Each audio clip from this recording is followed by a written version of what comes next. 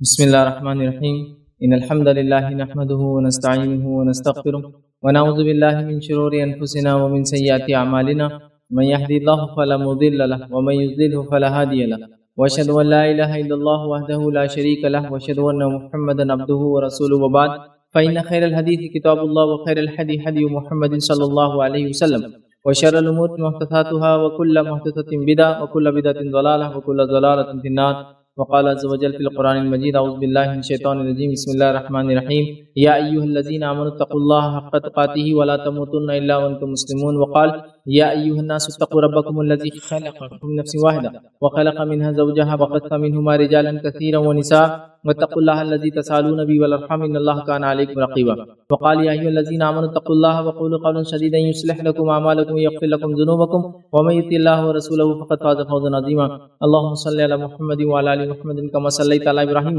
وعلى آل إبراهيم إنك حميد مجيد اللهم بارك على محمد وعلى آل محمد كما باركت على إبراهيم وعلى آل إبراهيم إنك حميد مجيد رب اشرح لي صدري ويسر لي أمري واحلل عقدة من لساني يفقهوا قولي وقال عز وجل في القرآن المجيد أعوذ بالله من الشيطان الرجيم بسم الله الرحمن الرحيم وجعلنا نومكم سباتا اما بعد تمام تعریفیں اس اللہ عز و جل کے لیے لائق و زیبا ہے جو تمام جہانوں کا بنانے والا اور اسے پالنے والا ہے اور درود و سلام اس کے آخری نبی محمد صلی اللہ علیہ وسلم پر الحمدللہ ہم تمام یہاں اس ہفتے واری درس قرآن کے لیے جمع ہوئے ہیں انشاءاللہ العزیز اس مختصر سے وقت میں آج اس عنوان پر میں روشنی ڈالنے کی کوشش کروں گا وہ بہت ہی اہم عنوان ہے اور اس عنوان کا تعلق ہر انسان کی زندگی سے ہے ایسا کوئی بھی انسان نہیں ہے جس کی زندگی سے آج کے میرے اس عنوان کا تعلق نہ ہو چاہے چھوٹا ہو چاہے بڑا ہو چاہے مرد ہو چاہے عورت ہو یا کسی بھی قسم کا اور کہیں بھی رہتا ہو تمام لوگوں کا اس عنوان سے تعلق ہے نہ صرف تعلق ہے بلکہ لوگ اس کے تعلق سے بڑے سوالات بھی کرتے ہیں اور آج کا میرا عنوان جو ہوگا انشاءاللہ عزیز جو میں آپ کے سامنے رکھوں گا وہ سونے سے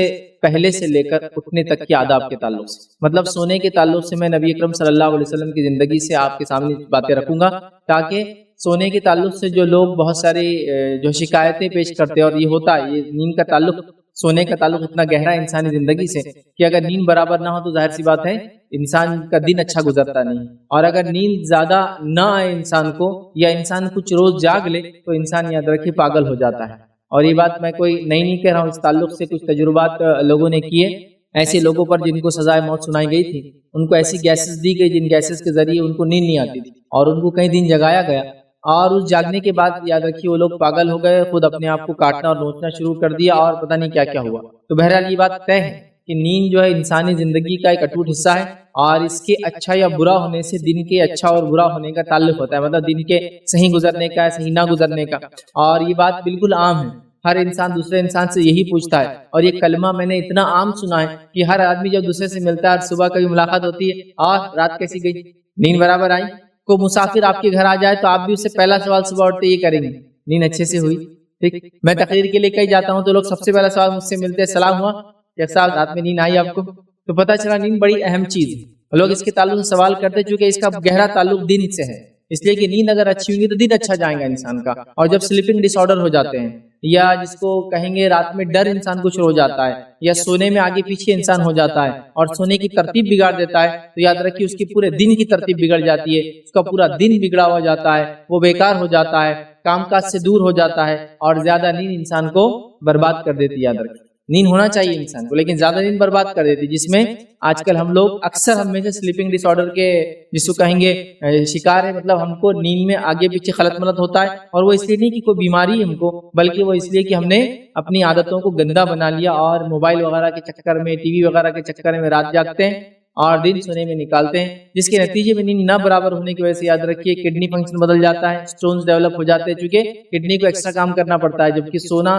ضروری بھی باڈی کے کچھ اعضاء چاہتے ہیں کہ ان کو ریسٹ بھی ملے تو بہت ساری بیماریاں لگ جاتی ہے دن خراب ہو جاتا ہے رات خراب ہو جاتی ہے نیند کے برابر نہ ہونے سے گڑبڑ ہو جانے سے نیند میں ڈرنے سے انسان کی تجارت بگڑ جاتی ہے صبح خراب ہوتی ہے معاملات بگڑ جاتے ہیں بیوی بچوں سے تعلقات تک بگڑ جاتے ہیں نیند اچھی نہیں ہوئی تو بیوی بول دیتی بچوں کو کہ بیٹے آج ابا کی نیند برابر نہیں ذرا سنبھل کے رہو مطلب آج پاگل پن کا کچھ شکار مطلب کچھ حد تک شکار رہیں گے آپ کے ابو جان نیند نہیں ہوئی چونکہ آج برابر چھوٹا بچہ اگر رات دن میں چلائے تو ماں بولتی ہے اس کی نیند برابر نہیں ہوئی رات میں سے دن میں چلا رہا ہے نا بڑا آدمی چلائے جوہر چلائے یا بیٹا چلائے تو ماں بولتی ہے رات میں نیند نہیں ہوئی کہ تیری برابر تو گویا پتہ چلا نیند کا گہرا تعلق ہے نیند کے تعلق سے لوگوں نے سوال کیا رات میں ڈر کے تعلق سے سوال کیا وغیرہ وغیرہ تو میں نے سوچا ایک عنوان بنا دوں حالانکہ سونے کے آداب کے تعلق سے میرا ایک عنوان ہے لیکن وہ عنوان بڑا مختصر اور مختلف انداز سے تھا۔ آج جو عنوان میں آپ کے سامنے رکھوں گا وہ یہ ہے کہ سونے سے پہلے سے لے کر اٹھنے تک کے آداب، اور اس سے پہلے جو عنوان میں نے ایک مرتبہ لیا تھا اس میں سونے سے پہلے سے لے کر نہیں تھا، سونے سے لے کر اٹھنے کے بعد تک کے آداب تھے، لیکن وہ مختصر تھا۔ آج انشاءاللہ کچھ حد تک ڈیٹیل میں جاؤں گا،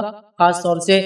سونے سے پہلے میں ہم لوگ وہ بھی ایڈ کریں گے کہ پہلے کیا کیا ایکٹیویٹیز کرنا ہے سونے سے پہلے، تاکہ سونے سے پہلے انتظام ہو جائے انسان کا کہ اس کو فکرے نہ ہو سونے کے بعد۔ اس کے بعد سوتے وقت کیا کرنا ہے انشاءاللہ وہ دیکھیں گے۔ اس کے بعد اگر رات میں نیند ہوشیار ہو جائے تو پھر کیا کرنا دیکھیں گے، ڈر کی وجہ سے یا یوں ہی آنکھ کھل جائے کسی وجہ سے، رات کے اذکار ہم چوتھا دیکھیں گے، اور پانچواں انشاءاللہ دیکھیں گے کہ صبح پھر ہم کیسے اٹھے اور دوسروں کو کیسے اٹھائے۔ تو اتنے انشاءاللہ اس ٹاپکس میں آج انشاءاللہ کور کرنے کی کوشش کروں گا۔ اس سے پہلے کہ اپنے ٹاپک کی طرف میں چلوں، یہ بات کی وضاحت میں پہلے ہی کر دیتا ہوں، اور وضاحت یہ ہے کہ آج کا ٹاپک چونکہ تھوڑا سا اس میں دعائیں وغیرہ بہت ساری شامل ہیں، تو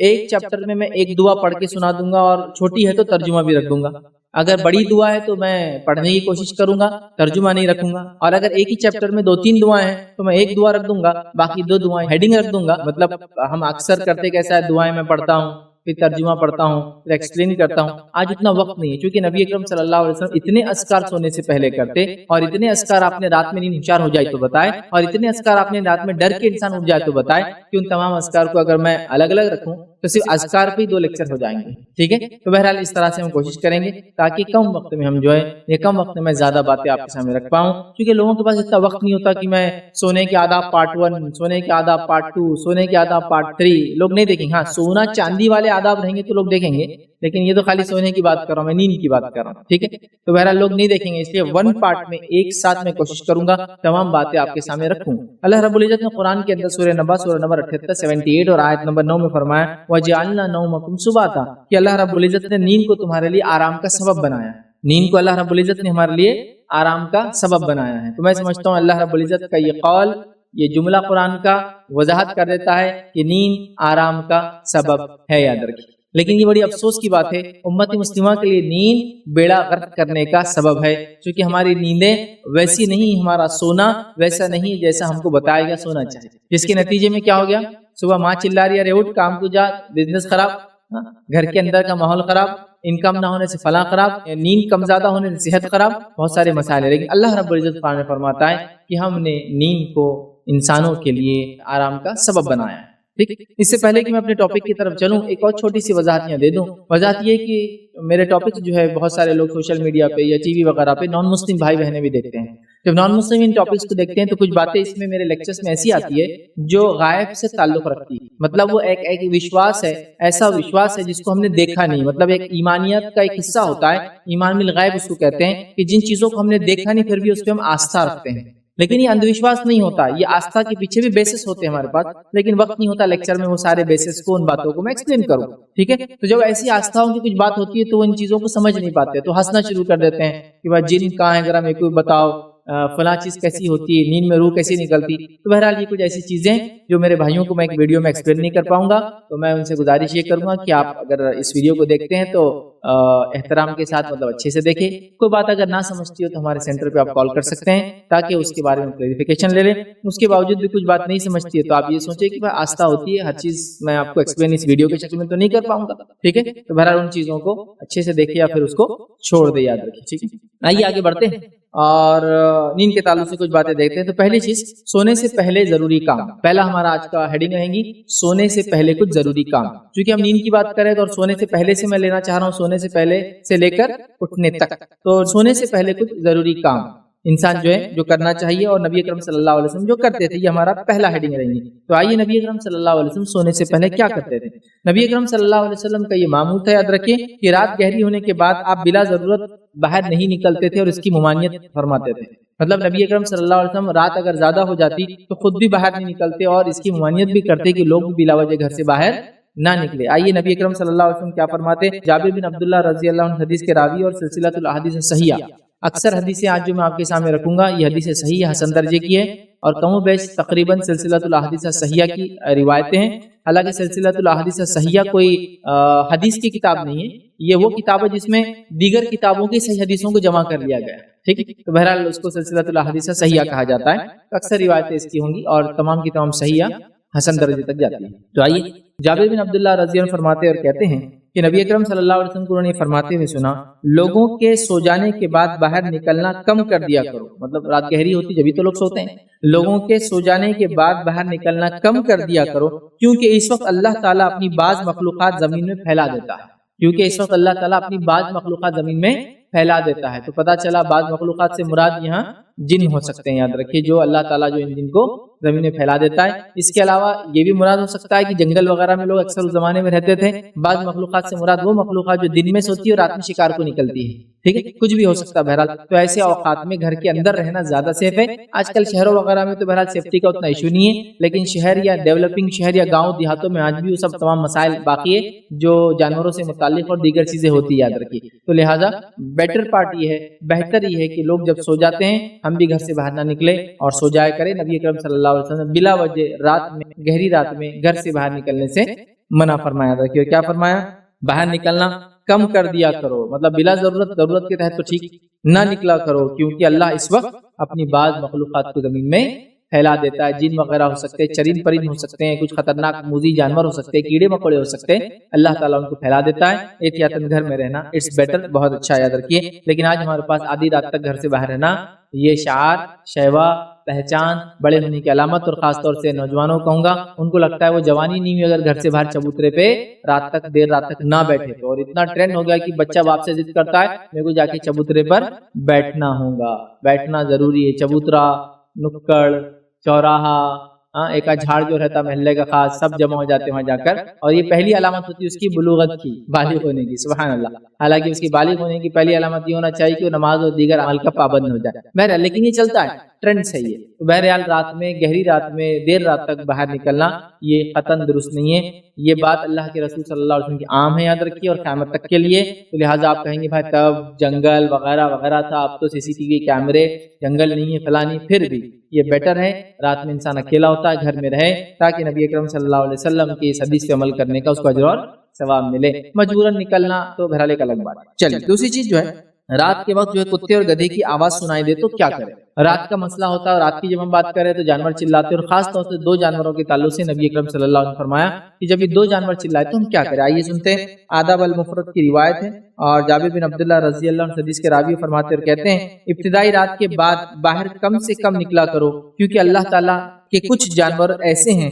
جو اس وقت پھیلا دیے جاتے ہیں۔ جب تم رات کے وقت کتے کو بھونکتے اور گدھے کو جو ہے ہینگتے ہوئے سنو، یا ہینگ رہا ہے گدھا مطلب چلا رہا ہے، گدھے کو چلاتے ہوئے اس آواز سنو، تو اللہ تعالیٰ کی پناہ طلب کرو، یعنی اعوذ باللہ من الشیطان الرجیم پڑھ لیا کرو، اس لیے کہ وہ جو کچھ دیکھتے ہیں تم انہیں نہیں دیکھتے۔ مطلب اللہ کی ایک ایسی مخلوق ہے جو انسانی آنکھوں سے دور رہتی ہے، چھپی ہوتی ہے، نظر نہیں آتی ہے، اور وہ جن ہے یاد رکھیں، لیکن کتا اور گدھا ان کو دیکھ سکتے ہیں۔ تو نبی اکرم صلی اللہ علیہ وسلم فرما رہے رات کا وقت ہو، کتا اور گدھا چلائے تو کیا کرو؟ اعوذ باللہ من الشیطان الرجیم، اللہ تعالیٰ میں شیطان مردود سے پناہ مانگا کرو، اس لیے کہ یہ وہ دیکھتے جو تم نہیں دیکھتے۔ تو پتہ چلا ایک تو رات میں نکلنے کی ممانعت بھی حدیث میں آئی، اور کتے اور گدھے کے تعلق سے مطلب شیاطین پھیل جاتے ہیں، یہ بھی پتہ چلا، اور شیاطین کے علاوہ موذی جانور وغیرہ بھی راتوں میں پھیل جاتے ہیں، یاد رکھیے، اور شکاری جانور بھی یاد رکھیے راتوں میں اکثر شکار کرتے ہیں، چونکہ ان کو رات میں بہت اچھا دکھائی دیتا ہے بنسبت ان کے جو دوسرے دن جیسا ہرن ہے، بکری وغیرہ، ان کو اتنا اچھا نہیں دکھتا ہے۔ تو شکاری جانور شیر ہے، چیتے وغیرہ وغیرہ، لکڑ بگے ہے، یاد رکھیے ان کو رات کے اندر بہت ہی کلیئر نظر آتا ہے، یاد رکھیے، ٹھیک ہے، اور یہ آسانی سے اس وقت شکار کرتے ہیں۔ بہرحال تو ہمیں رات میں نکلنے سے احتیاط کرنا چاہیے، اور گدھا اور کتا چلائے تو اعوذ باللہ من الشیطان الرجیم پڑھنا چاہیے۔ آئیے اسی طرح رات گئے تک جو ہے گپ شپ لگانا اللہ کے رسول صلی اللہ علیہ وسلم ناپسند تھا، یا رات گئے تک بات چیت کرنا نبی اکرم صلی اللہ علیہ وسلم پسند نہیں کرتے، اور آپ کی عادت مبارکہ یہ تھی آپ خود بھی رات میں عشاء کے بعد بلا وجہ بات نہیں کرتے تھے۔ آئیے روایت یہ ہے، صحیحین کی روایت ہے، صحیح بخاری اور صحیح مسلم کی حدیث ہے، نبی اکرم صلی اللہ علیہ وسلم یہ بات پسند نہیں فرماتے تھے کہ نماز عشاء سے پہلے سو جائے۔ روایت میں آتا ہے کہ نبی اکرم صلی اللہ علیہ وسلم نماز عشاء سے پہلے سونا پسند نہیں کرتے تھے، اور نماز عشاء کے بعد بلا ضرورت گفتگو کی جائے۔ آپ عشاء سے پہلے سونا اور عشاء کے بعد بلا وجہ بات کرنا دونوں باتیں پسند نہیں کرتے تھے۔ اور عشاء کے وقت سو جانے والوں کا انجام کیا ہوگا آپ تمام کو پتہ ہے، حدیث میں آتا ہے جو لوگ عشاء کو بغیر پڑھے سو جاتے ہیں تو روز قیامت ان کا انجام ہی ہوگا جو اللہ کے رسول کو بتایا گیا، ٹھیک ہے۔ اور معراج میں آپ نے دیکھا وہ یہ ہے، اور یا تو ایک خواب کے تعلق سے روایت آتی ہے وہ یہ ہے کہ ان لوگوں کے سر پتھر پہ رکھ کے فرشتے دوسرے پتھر سے کچل دیں گے۔ تو عشاء سے پہلے سونا پسند نہیں کرتے تھے، مطلب یہ کہ عشاء سے پہلے سو جائے تو آدمی سو جائے یا چھٹ جائے، بلا ضرورت سو جائے، یا پھر عشاء کے بعد بلا ضرورت گفتگو کرنا آپ پسند نہیں کرتے، آپ کا معمول یہ تھا کہ آپ سو جاتے، تو لہٰذا اس سے پتہ چلا راتوں میں گفتگو کرنے کی عادت نہیں ڈالنا چاہیے۔ ہمارے پاس ہمارے گھروں میں تمام جگہ سسٹم بن چکا ہے راتوں کی گفتگو کا۔ اب لوگوں کو جب وجہ دی جاتی ہے تو کچھ لوگ بولتے ہیں ہم تو گلف میں کام کرتے ہیں، گلف میں راتیں جو ہے ٹھنڈی ہوتی ہے، دن بڑے گرم ہوتے ہیں، تو لہٰذا ہم راتوں میں گپ شپ کرتے ہیں۔ یاد رکھیے نبی اکرم صلی اللہ علیہ وسلم بھی سعودی کے اندر ہی تھے، وہ بھی علاقہ گلف کا ہی تھا، وہاں بھی راتیں اس زمانے میں بھی راتیں ٹھنڈی اور دن بڑے شدید گرم ہوا کرتے تھے، تب بھی آپ نے رات میں معاملہ جاگنے کا نہیں رکھا۔ تو پھر ہم لوگوں کے پاس کیا عذر ہے؟ کچھ لوگ برف کی وجہ سے کر رہے ہیں، کچھ لوگ سردی کی وجہ سے کر رہے ہیں۔ ہاں، جن لوگوں کے تعلق سے جو میری بات سن رہے ہیں ایسے علاقوں میں رہتے ہیں جہاں مہینوں مہینوں رات اور مہینوں مہینوں دن ہوتا ہے، ٹھیک ہے، وہ تو گھڑی کے حساب سے پھر اپنے کام کرتے رہے، سمجھ رہے ہیں۔ بہت سارے علاقے جو نارتھ پول کے ہوتے ہیں وہاں مہینوں مہینوں راتیں چلتی ہے، مہینوں مہینوں دن چلتا ہے، ٹھیک ہے، یا کم از کم بڑے بڑے دن ہوتے ہیں 20-20 گھنٹے 22-22 گھنٹوں کے، تو الگ بات ہے، بہرحال سمجھ میں آ رہا ہے وہاں کہ ہمارا کیا طے کرے ہم رات اور دن، سمجھ میں آتا ہے۔ لیکن ہم لوگوں کے پاس الحمدللہ رات اور دن کی میعاد فکس ہے نا، میعاد مطلب اس کا ٹائم فکس ہے، تو لہٰذا خامخواہ جاگنے سے احتیاط کرنا چاہیے۔ اور گپ شپ وغیرہ کا معاملہ رات میں تو بالکل نہیں، نوجوان خاص طور سے راتوں میں کارنر نکڑ پہ گپ شپ لگانے راتوں میں بیٹھتے ہیں، ان کے لیے نصیحت ہے کہ اللہ کے رسول نے پسند نہیں کیا رات میں عشاء کے بعد خامخواہ بات کرنا۔ اسی طرح سلسلۃ الاحادیث صحیحہ کی ایک روایت ہے، اس حدیث میں آتا ہے کہ عبداللہ رضی اللہ عنہ سے مروی ہے، وہ کہتے ہیں کہ نبی اکرم صلی اللہ علیہ وسلم نے فرمایا نماز عشاء کے بعد تو صرف مسافر اور نمازی ہی بات کر سکتے، نماز عشاء کے بعد تو صرف مسافر اور نمازی ہی باتیں کر سکتے ہیں، مطلب یہ کہ وہ لوگ چونکہ سفر میں ہیں اس کی وجہ سے کبھی بھی جاگ سکتے ہیں، کبھی بھی اٹھتے ہیں، کبھی بھی سوتے ہیں اور بات بھی کر سکتے ہیں، لیکن اس کا ہرگز مطلب یہ نہیں کہ آپ نماز رات میں اٹھ کے 2 رکعت نماز پڑھ لے اور بولے حدیث میں نمازی بات کر سکتے، تب نماز پڑھ کے باتیں چالو، یہ معنی نہیں، معنی یہ کہ نماز کے لیے جو جاگ رہا ہے وہ آدمی، عبادت کے لیے جو جاگ رہا ہے وہ آدمی، وہ مسافر آدمی۔ اسی طرح ایک اور روایت میں جابر رضی اللہ عنہ فرماتے ہیں، یہ بھی سلسلۃ الاحادیث صحیحہ کی روایت ہے، حدیث کے الفاظ اس طرح سے کہ رات کے چھا جانے کے بعد شب کی گفتگو سے بچو، کیونکہ تم نہیں جانتے کہ اللہ تعالیٰ اپنی کون سے مخلوقات لانے والا ہے، تو لہٰذا ایک طرح سے ممانعت ہے، منع ہے، لیکن آج ہمارا یہ شیوا سمجھتے ہیں، شیوا مطلب ہماری پہچان، ہمارا شعار، ہماری علامت بن گئی ہے کہ بھائی مسلم محلہ ہو اور نوجوان ہو تو نکڑوں اور چوراہوں کا سجنا اور گفتگوؤں کا ہونا، ایسی گفتگو جو 3 گھر 5 گھر تک سنے آئے، ویسا ہمارا معمول ہے ادب، اور خاص طور سے گفتگو سنے نہیں بھی آئے تو میں آ گیا محلے میں میری ہنسی بتا دے، ارے انہیں آ گیا بولے ہنسنا شروع، مطلب ایسا ہنستا ہو کہ شیطان کی ہنسی پوری دنیا سن رہی، حالانکہ عشاء کی بات کرنا اللہ کے رسول پسند نہیں کرتے، تو گفتگو ٹھیٹھی ٹھاٹا کرنا، زور زور سے ہنسنا، یہ کبھی بھی آپ کو پسند نہیں تھا۔ آئیے آگے، سونے سے پہلے یاد رکھیے ہاتھوں کی چکنائی، یا میں کہوں گا ہاتھوں پہ کچھ لگا ہو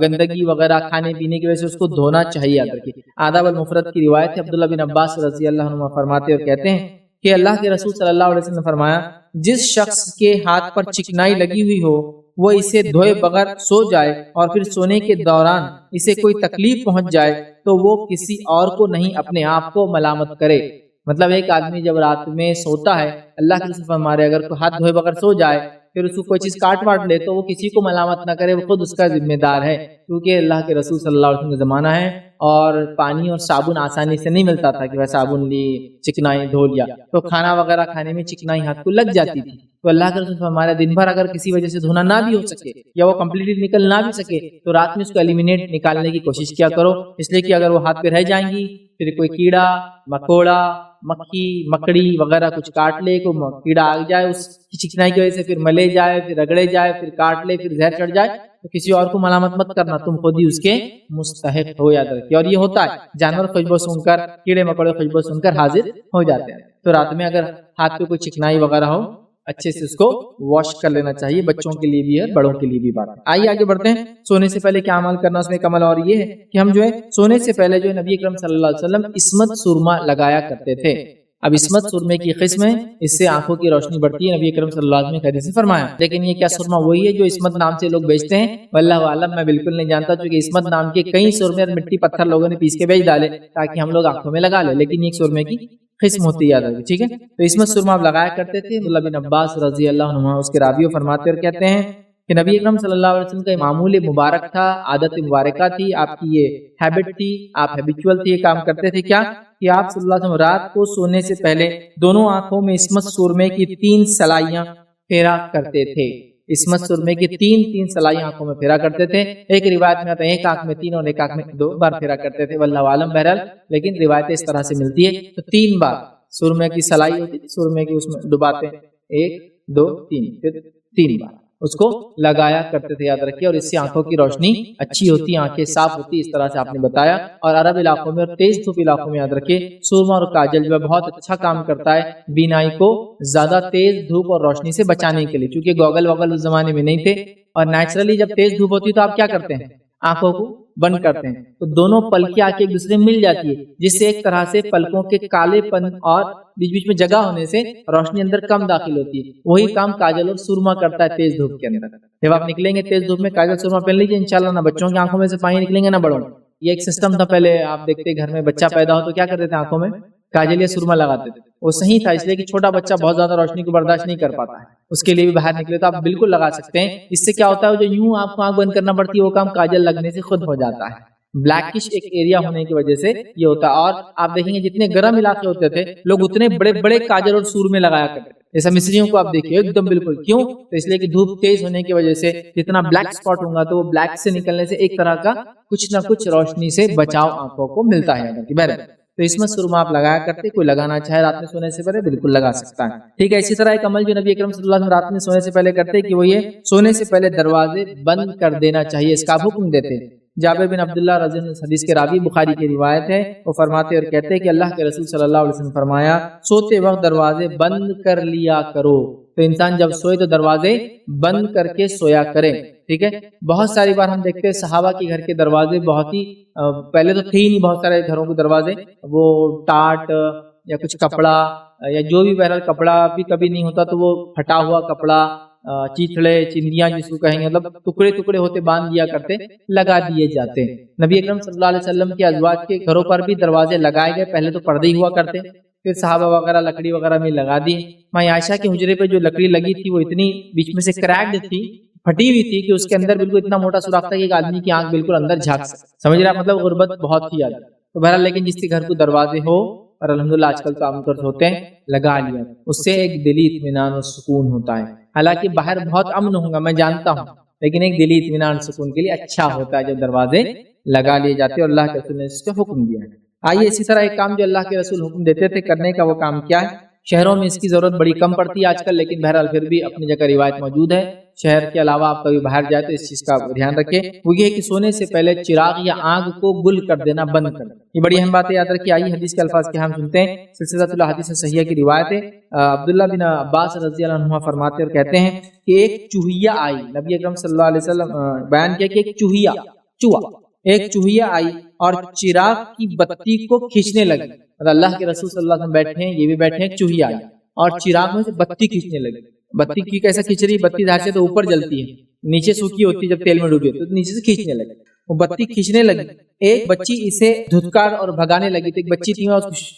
دھتکارنے اور بھگانے لگی چوہیا کو۔ آپ صلی اللہ علیہ وسلم نے اس بچی سے فرمایا اسے چھوڑ دے، اس بچی سے کہا اسے چھوڑ دے، اس بچی کو خاموشی۔ وہ جو ہے چوہیا بتی لے کر آئی اور اسے چٹائی پر ڈال دیا، پھر وہ چوہیا بتی لے کر آئی اور آخری چٹائی پہ نبی اکرم صلی اللہ علیہ وسلم کے سامنے اس نے بتی ڈال دی، جس پر آپ صلی اللہ علیہ وسلم بیٹھے ہوئے تھے۔ ایک درہم کی قدر چٹائی جل گئی، ایک درہم بولے تو چاندی کا ایک سکہ تھا چھوٹا، اتنی چٹائی جل گئی، بتی کی وجہ سے چٹائی جل گئی۔ پھر آپ صلی اللہ علیہ وسلم فرمایا جب تم سو تو چراغ گل کر دیا کرو، کیونکہ شیطان اس قسم کے جانوروں کو ایسی شرارتیں کرنے پر اکساتا ہے اور اس طرح یہ تمہیں جلا دیں گے، ٹھیک ہے۔ تو گویا اللہ کے رسول نے اس چوہیا کو خاص طور سے کہا بچی کو کہ چھوڑ دو، کرنے دو، کیا کر رہی ہے، تاکہ ڈیمونسٹریٹ کر کے بتا پریکٹیکلی رات میں آنکھ کھلا چھوڑنے سے کیا ہوتا، ڈیمونسٹریشن کے لیے۔ وہ چوہیا نے نکالا، لایا، جلایا، تو اللہ کے رسول ڈیمونسٹریٹ کر رہے، دیکھ لو ابھی کیا کر سکتی ہے، ابھی تو سب جاگ رہے، اگر سوتے ہوتے تو ٹھیک ہے۔ تو شیطان کیا کرتا ہے، ایسے جانوروں کو، چوہے، چوہیا، چچندر اور کچھ بھی ہو سکتا ہے، ان کو بہکاتا ہے تاکہ وہ شرارتیں کرے۔ چوہیا آ کر دیکھیے بتی کو برابر کھینچ کے لے جا رہی ہے، لا کے چٹائی پہ ڈال رہی ہے تاکہ آگ لگ جائے، ہے نا، ابن آدم کو نقصان ہو، انسانوں کی مال جلنے سے کتنا نقصان ہوتا ہے۔ تو اللہ کے رسول بیان کر رہے اس کو جو بجھا دیا جائے، اسی لیے میں نے کہا آگ وغیرہ ہو تو اس کو بجھا دینا چاہیے، یاد رکھیں۔ ہاں، ایسی آگ جو سیکیورڈ ہو، محفوظ کر دی گئی ہو، جیسا کہ سردی سے بچنے کے لیے کی جاتی تھی، یا پھر چمنیز ہوتی ہے نا، عرب میں تو اتنا نہیں کامن، یورپ امریکہ میں ہوتا ہے، بہت سردی ہوتی ہے تو وہ گھر کے اندر چمنی ہوتی ہے، اس میں لکڑیاں جلتی رہتی تاکہ روم گرم رہے۔ آج کل تو گیس وغیرہ آ گئی تو گیس کی وجہ سے گیس ہیٹرز ہوتے ہیں، بٹ لیکن پہلے ہوتے تھے، وہ تو ایک الگ بات ہے، وہ سیکیورڈ ہوتی ہے، اور وہ آگ کی شکل میں نہیں، کوئلہ ہوتا ہے، مطلب وہ ایک قسم کی آگ ہوتی ہے لیکن جو کوئلے کی شکل میں ہوتی ہے، لیکن یہ آگ وغیرہ جلتی ہوئی بتیاں ہوں تو بالکل بجھا دینا چاہیے، یاد رکھیے۔ اور آج کے زمانے میں کہیں گے لائٹ وغیرہ ہو تو بجھا دے، حالانکہ لائٹ ویسا کام نہیں کرتی اور چوہیا لائٹ کے ساتھ وہ نہیں کر سکتی، چونکہ لائٹ میں ڈائریکٹ آگ نہیں ہوتی۔ بٹ بہرحال اس نیت سے کہ رات میں اللہ کے رسول روشنی بجھا دیتے تھے، ہم بھی بجھا دیں تو انشاءاللہ اس کا بھی اجر مل جائے گا کہ بتی بجھا دی جا رہی۔ لیکن اگر آگ ہو بجھانا چاہیے، مشال آگ سیف اینڈ سیکیور ہو، ضرورت ہو رات میں راستہ دکھانے کے لیے ہو تو یہ تو ایک الگ بات ہے، بٹ انسیکیور اگر ہو، دیا انسیکیور ہوتا ہے، کھلا ہوتا ہے، تو اس کو بجھا دینا چاہیے۔ بخاری کی ایک اور روایت ہے، اس میں آتا ہے کہ مدینہ کے اندر ایک شخص تھا جس کے گھر میں آگ لگ گئی اور پورا گھر جل کر خاک ہو گیا، جل کر بھسم ہو گیا، راکھ بن گیا۔ نبی اکرم صلی اللہ علیہ وسلم کو یہ حادثہ بتایا گیا، آپ نے یہ حادثہ سن کر یہ کہا، یہ آگ تمہاری دشمن ہے، جب سونے لگو تو اسے بجھا دیا کرو۔ یہ آگ تمہاری دشمن ہے، جب سونے لگے تو بجھا دیا کرو۔ اور یہ بات بالکل طے ہے کہ آگ جب تک سیکیور، سیف اور جس کو کہیں گے ایک نظم کے اندر نہ رکھی جائے تو یہ نقصان کے علاوہ کبھی بھی فائدہ دیتے ہوئے نہیں دیکھی گئی ہے نا۔ آگ اگر چولہے میں لگ رہی تو خوشی کی بات، کپڑے پہ لگ گئی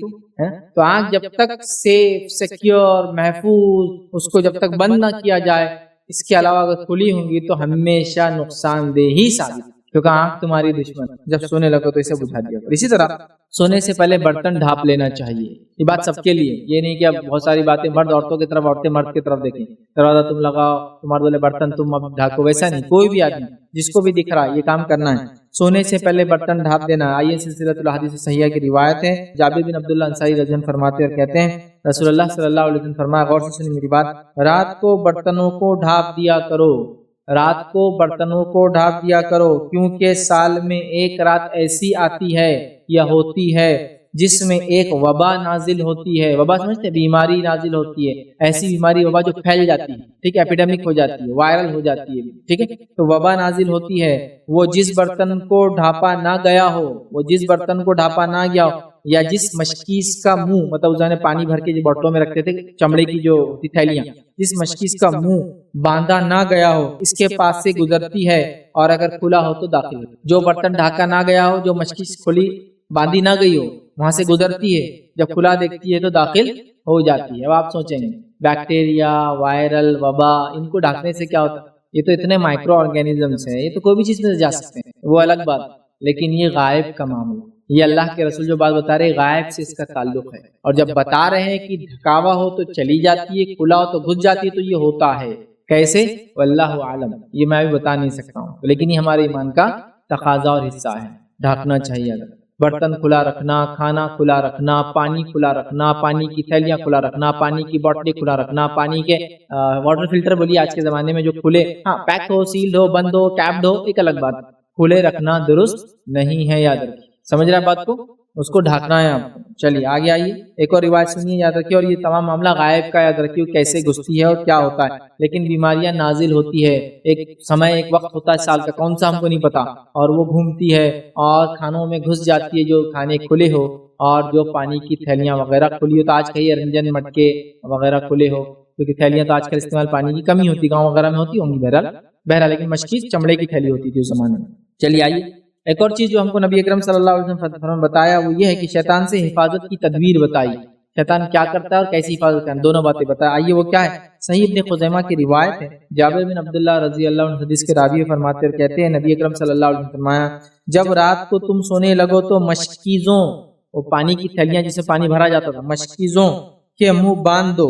اور دروازوں کو بند کر دو اور کھانے کی چیزوں کو ڈھانپ دو،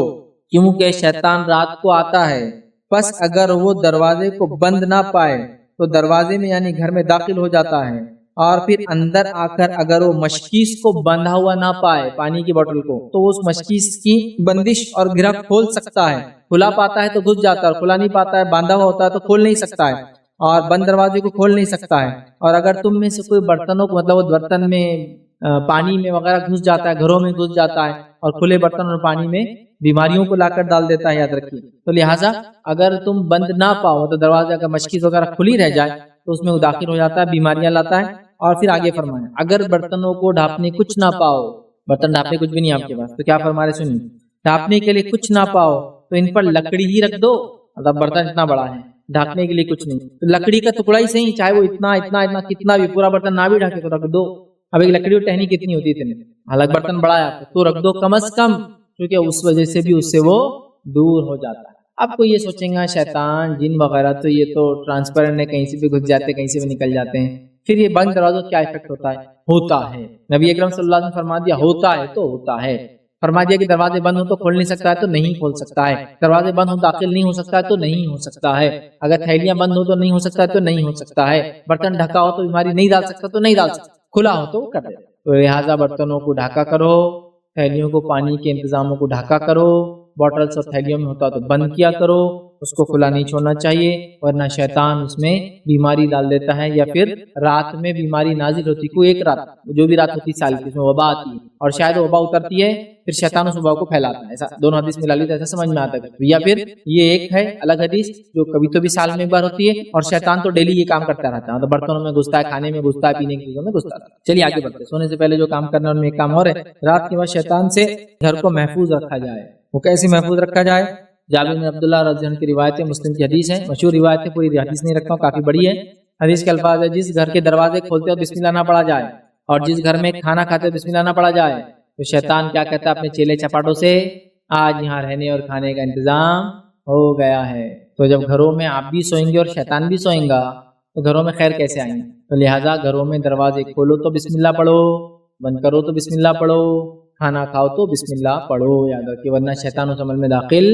ہو جاتا ہے۔ اور اللہ کے رسول صحابی ساتھ کھانا کھا رہے تھے تو کہا تم نے بسم اللہ بھی پڑھے؟ کہا ہاں ابھی بیچ میں یاد آیا میں نے بیچ میں پڑھا، پہلے شروع میں کھانے کے نہیں پڑھا۔ تو کہا شیطان بھی تیرے ساتھ کھا رہا تھا، میں اس کو دیکھ رہا تھا،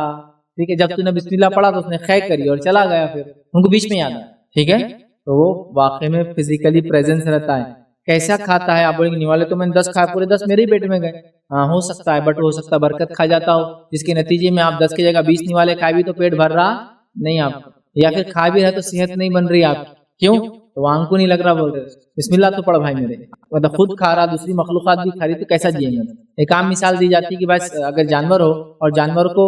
ٹیک آتا نا، ٹیک بولتے ہیں انگلش میں، کیا بولتے ہیں اس کو، کیڑا ہوتا ہے، وہ چپک جاتے ہیں گلوں پہ، گردن پہ، ان کے ایسے جگہوں پہ جو جہاں جوائنٹس ہوتے ہیں پیروں کے وغیرہ، اور وہاں خون چوستے رہتے، تو اگر وہ خون چوستے بھی رہے جانور کھاتے بھی رہے تو جانور کبھی صحت مند نہیں ہوتا، وہ خون چوس کے اتنے موٹے ہو کے گر جاتے، پھر تھوڑے دن بعد آتے دوسری چپکتے پھر خون چوس سے گر جاتے، صحت کہاں سے بنے گی جانور، ہے نا؟ تو ویسے شیطان ساتھ ہو ہمارے کھانے میں تو کہاں سے صحت بنے گی، اور بیماریاں کیوں نہیں آئیں گی ہمارے پاس؟ کچھ اسلاف کے اقوال میں نے پڑھے ہیں جو یہ کہتے تھے کہ ہم سالوں سے بیمار نہیں ہوں، کوئی کہہ رہا میں 10 سال سے بیمار ہوں، کوئی کہہ رہا 20 سال سے بیمار نہیں ہوں۔ جب پوچھا گیا اتنے سالوں سے بیمار کیوں نہیں ہے تو کہا کبھی کھانا اور پانی میں نے بسم اللہ کے بغیر نہ کھایا نہ پیا، جس کے نتیجے میں آج تک بیمار ہوں، کیونکہ بیماری کو اور شیطان کو داخل ہونے کا موقع ہی نہیں دیا۔ ہم لوگوں کا تو معاملہ یہ کوئی کھا رہے واہ واہ لا لا لا کب بسم اللہ کھائیں، بیچ میں ٹائم ہی نہیں بولے اس کا بسم اللہ پڑھوں گا تو ایک نیوالا وہ زیادہ کھا جائیں گے، تو اٹیک پہلا اپنا ہونا چاہیے نا دستر میں، بسم اللہ غائب ہے۔ تو اسلاف کے واقعات ہے بسم اللہ پڑھنے کے نتیجے میں فرما رہے ہیں ہم سالوں سے بیمار تھے، سالوں سال صحت مند رہے، اور یہ صحت کا نسخہ یاد رکھیں بسم اللہ، اس لیے کہ ورنہ شیطان شامل، اور شیطان شامل ہوں گے نا وہ خیر تو نہیں لا سکتے، یہ بات تو ہے۔ چلیے آگے بڑھتے ہیں۔ رات میں سونے سے پہلے آیت الکرسی پڑھنا بھی سنت ہے اور بہت مشہور ہے یہ، تو اللہ کے رسول رات میں سونے سے پہلے آیت الکرسی پڑھتے تھے، فضیلت یہ بتائی آیت الکرسی پڑھ کر جو سوئیں گا ایک حفاظت کرنے والا رشتہ صبح تک حفاظت کریں گے، یاد رکھیے صبح تک، تو یہ بڑی اس کی فضیلت ہے، یاد رکھیے آیت الکرسی، ٹھیک ہے۔ سونے سے پہلے کرنے والے کاموں میں ایک بڑا اہم کام ہے وضو کر کے سونا، بڑا اہم کام ہے۔ آئیے نبی اکرم صلی اللہ علیہ وسلم فرماتے ہیں، بخاری کی روایت، آپ نے فرمایا جب تم اپنے بستر پر سونے لگو، نبی اکرم صلی اللہ علیہ وسلم فرمایا جب تم اپنے بستر پر سونے لگو تو نماز کے لیے جس طرح وضو کرتے ہو اس طرح سے وضو کرو، اور پھر حدیث آگے چلی، لمبی حدیث، تو وضو کرنا چاہیے کیسا؟ جیسا نماز کے لیے کرتے ہو۔ یہ کس کے لیے؟ یہ سب کے لیے،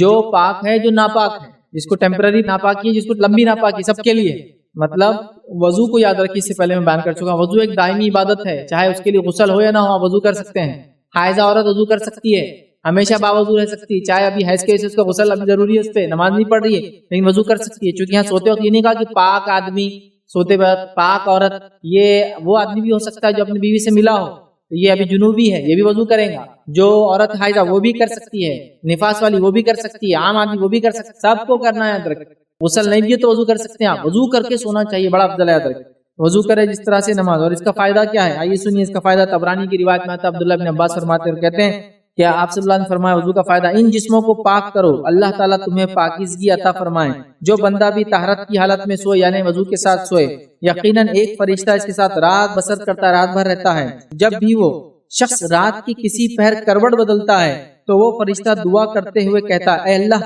اپنے بندوں کو معاف فرما، یقیناً وہ حالت طہارت میں سویا تھا۔ واہ واہ واہ، وضو کر کے سوئیے، فرشتے کی دعا کی مستحق بنیے۔ فرشتہ رات بھر کھڑا رہتا آپ کے پاس، اور جب بھی آپ کرو دعا کرتا اللہ اس کی مغفرت کر، اس کے گناہ معاف کر۔ کتنی بڑی بات ہے، گناہ آپ کر رہے ہیں، مغفرت آپ کو چاہیے، لیکن صرف طہارت کر کے وضو کے ساتھ سونے سے ایک فرشتہ آپ کے لیے وہ کام کرے، بڑی بات، بڑی بات۔ طہارت کے ساتھ مطلب یہ پاکیزہ شخص کے بارے میں، اوپر والی روایت کامن ہے سب کے لیے یاد ہے۔ چلیے آگے بڑھتے ہیں۔ سونے سے پہلے کرنے والے اعمال میں ایک اور عمل آپ ایڈ کر لیجیے، وہ یہ ہے کہ کسی اور یا رکاوٹ کے بغیر اونچے حصے پہ سونا نہیں چاہیے۔ مطلب آپ چھت پہ سو رہے ہیں اور چھت کو پیراپیٹ وال نہیں ہے، رکاوٹ نہیں ہے، آڑ نہیں ہے، یا پھر آپ ٹیلے پہ سو رہے ہیں جو ڈھال ہے اور اس کو کوئی آڑ نہیں ہے، تو ایسی جگہوں پہ سونے سے آپ نے منع کیا۔ یہ حدیث کے الفاظ کیا ہے؟ یہ ابو داؤد کی روایت ہے، نبی اکرم صلی اللہ علیہ وسلم نے کہا جو شخص گھر کی ایسی چھت پر سوئے جس کے کناروں پر پردہ نہ ہو، اب سیفٹی کے لیے یا تو پردہ، میٹ یا میش، جالیاں وغیرہ ہو، جو بھی، جس کے دیوار پر پردہ نہ ہو، ایسی چھت پہ اگر سویا ہو کناروں پر پردہ نہ ہو اور وہ گر کر مر جائے تو اس کا ذمہ اٹھ گیا، مطلب وہ خود اپنی موت کا ذمہ دار ہے، سمجھ رہے؟ اس لیے کہ اس نے کھلی، اس سے پتہ چلا توکل کا یہ معنی نہیں ہے کہ آپ کچھ بھی احمقانہ بیوقوفانہ حرکت کریں۔ توکل یہ کہ احتیاط کے ساتھ، نہیں اللہ پہ توکل، بھروسہ ہے رات میں گر کے مرنا ہوں گا تو مریں گے، چھت پہ کیا ہوا دیوار میں سو جاؤ، نہیں، غلط۔ چونکہ کبھی کبھار آدمی کو نیند میں لوٹنے کی عادت ہوتی ہے، کبھی کبھار آدمی کو نیند میں چلنے کی عادت ہوتی ہے، کبھی کبھار آدمی کو نیند میں خواب میں ڈر کے بھاگنا شروع کر دیا اور اس کو اندازہ نہیں وہ کہاں تھا، چھت پہ سے گر کے مر جائے، ٹانگ ٹوٹ جائے، نقصان ہو جائے، تو اس کا ذمہ اللہ کا نہیں ہے، وہ خود ہی ذمہ دار ہے، چونکہ رسک لیا اس نے پہلے ہی غلطی کی، ٹھیک ہے؟ تو لہٰذا کھلے چھتوں پر جن پہ دیواریں نہ ہو نہیں سونا چاہیے، کم از کم پردہ کچھ ٹاٹ وغیرہ ہو کہ ایٹ لیسٹ وہاں جائے تو آدمی کو پتہ چلے کہ یار گرنے کے قریب آ چکا، بہرحال ٹھیک ہے۔ یہ تھا جو ہے سونے سے پہلے کرنے والے چند اعمال، اللہ کے رسول کے اور بھی اعمال ہیں، وقت نہیں کہ میں سارے اعمال۔ چلیے دوسرا حصہ ہم دیکھیں گے وہ ہے سونے کے آداب کیا ہے۔ اب سونے کی طرف ہم جا رہے ہیں، سونے سے پہلے اپنے کچھ ایکٹیویٹیز کر لی، اب سونے کے لیے آپ جا رہے ہیں، ٹھیک؟ تو بستر پر جانے سے پہلے جو ہے اسے جھاڑ لیں، بستر پہ جانے سے پہلے اس کو صاف کر لیں، یاد رکھیے۔ ابو ہریرہ رضی اللہ عنہ فرماتے ہیں اور کہتے ہیں، بخاری کی روایت ہے، جب تم میں سے کوئی اپنے بستر پر جائے، اللہ کے رسول فرماتے ہیں جب تم میں سے کوئی اپنے بستر پر جائے تو اسے اپنے ازار کے کنارے سے جھاڑ لے، ازار کے کنارے سے جھاڑ لے، کیونکہ وہ نہیں جانتا کہ اس کی بے خبری میں اس کے بستر پہ کیا آ چکا ہے، اپنے ازار سے جھاڑ لے۔ دیکھیے ایک آدمی ہے اس کے جھاڑو بھی نہیں ہے، غریب ہے، کپڑا بھی نہیں، اپنا ازار، پینٹ، پتلون، پائجامہ، لنگی، وہ تو ہوتا ہے جھاڑ لے۔ سب سے لیسٹ کیا کر سکتا ہے وہ بتایا جا رہا ہے۔ اب آپ کے پاس تو سوفسٹیکیٹڈ چیزیں آج کل، سمجھ رہے آپ، آپ جو بھی کرنا ہے ایکسٹرا جھاڑو سے جھاڑو جو بستر کے لیے ہو، ایک تولیہ آپ کے پاس ایکسٹرا اس سے کر لو، پرانا کپڑا جو دھونے میں جا رہا ہے اس سے جھٹک لو، منیمم یہ کرائٹیریا۔ اور ایک روایت میں آتا ہے کہ آپ نے 3 مرتبہ جھاڑنے کا حکم دیا، تو 3 مرتبہ سے یہ بھی ہو سکتا ہے کہ ایک بار ایک ہو گیا، یہ 2 بار ہوگا، یہ 3 بار، یا پورا 3 بار، واللہ والا، لیکن 3 بار کے الفاظ میں پتہ چلا بستر کو جھاڑنا چاہیے، چونکہ کیڑے مکوڑے وغیرہ آ جاتے ہیں۔ اور کئی لوگوں نے یہ شکایت کی، صبح اٹھ کے آتے ہیں بڑی بڑی آنکھیں، وہ اتنی بڑی کیسے ہوگی؟ چوٹیوں نے کاٹ لی، کیسے کاٹ لی؟ دوپہر میں بچوں نے بسکٹ کھا لیے تھے، چاکلیٹ کھا لیے تھے، تو جھاڑ کے سونا تھا نا، اب صبح آفس جا رہے اتنی بڑی آنکھ کھول رہی نہیں برابر، ہاں ہوتا ہے، کامن ہوتا ہے، کان کے اندر کیڑا چلا گیا، ہوتا ہے نہیں ہوتا ہے؟ کیسا گیا کیڑا؟ یا تو آپ کیڑے کے راستے میں سوئے تھے، یا تو آپ نے جھاڑو لی نہیں بستر کی جس سے، یا کچھ کھانا وغیرہ تھا، کیڑا آ گیا، اب کان میں چلا گیا، پوری رات خراب، دواخانے جاؤ 200-300-400 روپے کی چپت وہ لگ گئی، ہاں پھر وہ صاف کرا وہ الگ بات ہے، اور ڈاکٹر کو آپ انسان کی جگہ بکرا نظر آئے تو ایک نیا مسئلہ، اس کو لگا کچھ بھی لمبائی بتا دوں تو کیڑے کی جگہ بول رہا یہ ہو گیا وہ ہو گیا فلاں ہو گیا، رات بھر میں نے کوشش کیا، نکالا 10,000 روپے کا بل بنا دیا۔ ڈاکٹرز کو برا نہیں کہہ رہا ہوں، لیکن ہر شعبے میں برے لوگ ہوتے ہی، بہرحال تو غلط فائدہ اٹھا لیتے ہیں، ہوتا ہے نا، بہرحال ان معاملوں میں احتیاط کرنا چاہیے۔ بہرحال ایک مسئلہ آ گیا تو بات بتا دیتا ہوں، لوگ پوچھتے ہیں کان میں کیڑا وغیرہ چلے گا تو کیا کرنا چاہیے، اور بہت غلط حرکت کر کے وہ اور نقصان کر لیتے اپنا۔ سب سے پہلی بات رکھیے، اگر کان میں کیڑا، چونٹی، مکوڑا کچھ بھی اگر چلے جائے اگر، تو یاد رکھیے کبھی بھی آپ کا ایئر بڈ ڈال کے صاف کرنے کی کوشش نہیں کرنا چاہیے، کبھی کوئی کاڑی یا کوئی چیز اندر ڈالنے کی کوشش نہیں کرنا چاہیے، سمپل فارمولا ہے کرنا چاہیے، جس سے کیڑا کچھ بھی ہو، کیڑا ہو، مکوڑا ہو یا کوئی اور چیز ہو چلی گئی ہو تو نکال، چونکہ اگر آپ کاڑی ڈالیں گے تو کاڑی اتنی موٹی ہوتی ہے پہلے کہ وہ اس کو اور اندر دھکا دیتی ہے، تو کاڑی اتنی موٹی ہوتی ہے اندر دھکا دیتی ہے، اور جب دھکا دیتی ہے اور اس کو لگتا ہے آگے راستہ نہیں ہے تو اپنی جان بچانے کے لیے ہلچل کرتا ہے اور ڈنک مار لیتا ہے، کبھی کاٹتا ہے یا پھر آوازیں کرتا ہے، بہت تیز آتی ہے کیونکہ وہ ڈرم بالکل کان کے اندر ہوتا ہے۔ اب کیا کرنا ہے، سمپل طریقہ، کچھ بھی اگر نہ ہو بس پانی لے اور پانی کو دھیرے دھیرے کر کے اندر ڈالنا شروع، نتیجہ کیا ہوتا ہے، پانی اندر جانے سے سانس لینے کا اس کا مسئلہ ختم ہو جاتا ہے، وہ مر جاتا ہے، سمجھ رہے آپ؟ ایک دوسرا، اگر آپ کیا سہولت ہے گھر وغیرہ میں ہے تو تھوڑا سا تیل لے لیں آپ، اور تیل لے کے بالکل ہلکا، اتنا ہلکا وہ کرے کہ آپ کو چٹکا نہ لگے، ایک دم ہلکا، کیونکہ کان کے اندر کا ٹیمپریچر کم ہوتا ہے باہر کے مقابلے میں، تو ٹھنڈا پانی یا تیل ڈالنے سے چکر آ جاتے ہیں اچانک، تھوڑا ایک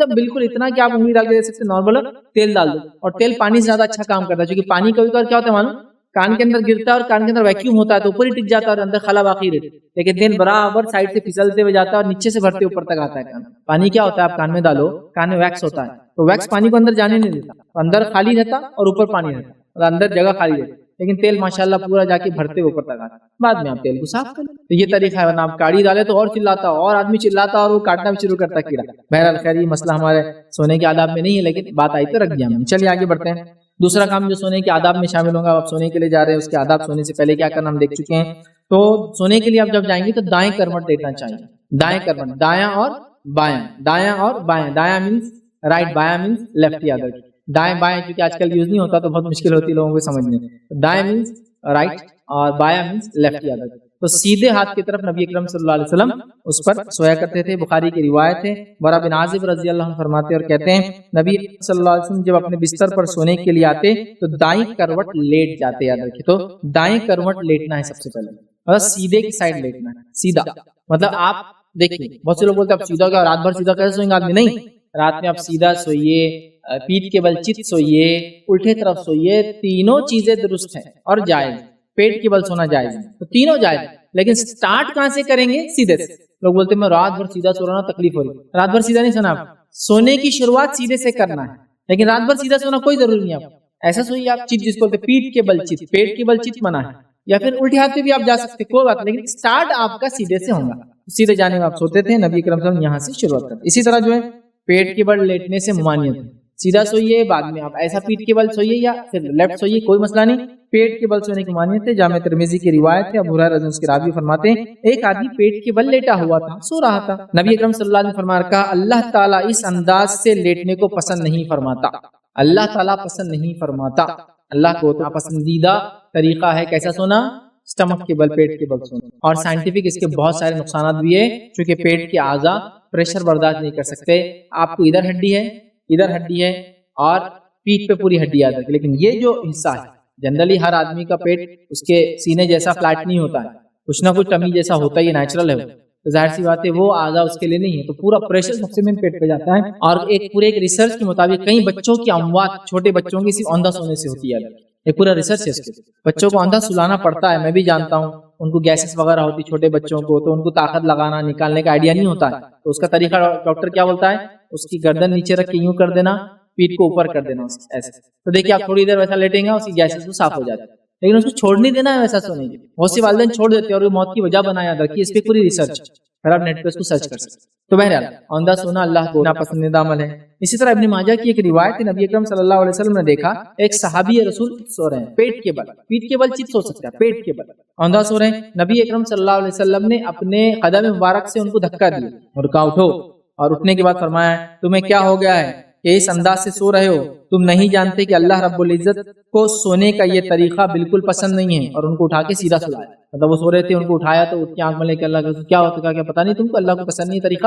تو پتا چلا اگر بچے سو رہے اندھے تو آپ نے کیا کرنا، معمول میں اٹھا کے سیدھا کر دینا، نہیں اٹھ گئے تو ایک الگ بات ہے، لیکن ان کو بتانا اور ٹریننگ ضروری ہے کہ پیٹ کے بل نہیں سونا، آپ چت سوئیے، پیٹ کے بل رائٹ سے شروع کیجئے، پھر چت ہوئیے، پھر لیفٹ ہوئیے، پھر جیسا بھی رات میں تو آدمی کا اندازہ نہیں ہوتا کیسا کیسا سو رہا ہو، ٹھیک، بہرحال لیکن چت پیٹ کے بل مت سوئیے، بچوں کو عادت ہوتی ہے تو ان کو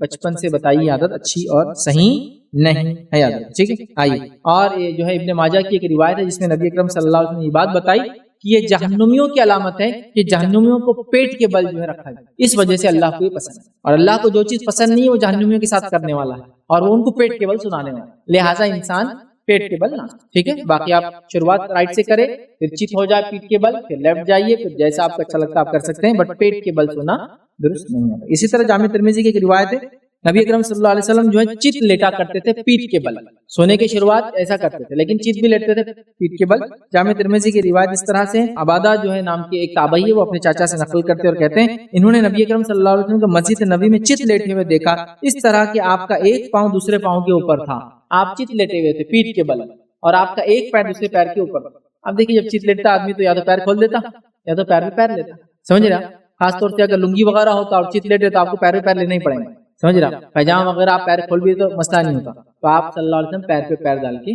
چت لیٹے ہوئے، سمجھا؟ تو ایسا لیٹا جا سکتا ہے، ٹھیک ہے؟ تو یہ چند باتیں تھی. اب آپ بستر پہ جا رہے ہیں، کون سے اسٹائل میں سو، کیسا کرنا ہے وہ کرنا ہے، ٹھیک. اب آئیے بستر پہ پہنچنے کے بعد نبی اکرم صلی اللہ علیہ وسلم کا کیا معمول تھا. تیسرا پارٹ کہ آپ بستر پہ لیٹ جاتے تو آپ کا کیا معمول تھا. آئیے نبی اکرم صلی اللہ علیہ وسلم جب بستر پہ لیٹ جاتے تو آپ کے معمول میں سے پہلی چیز تھی آپ دائیں ہاتھ کو دائیں رخسار کے نیچے رکھ لیتے تھے. پہلے تو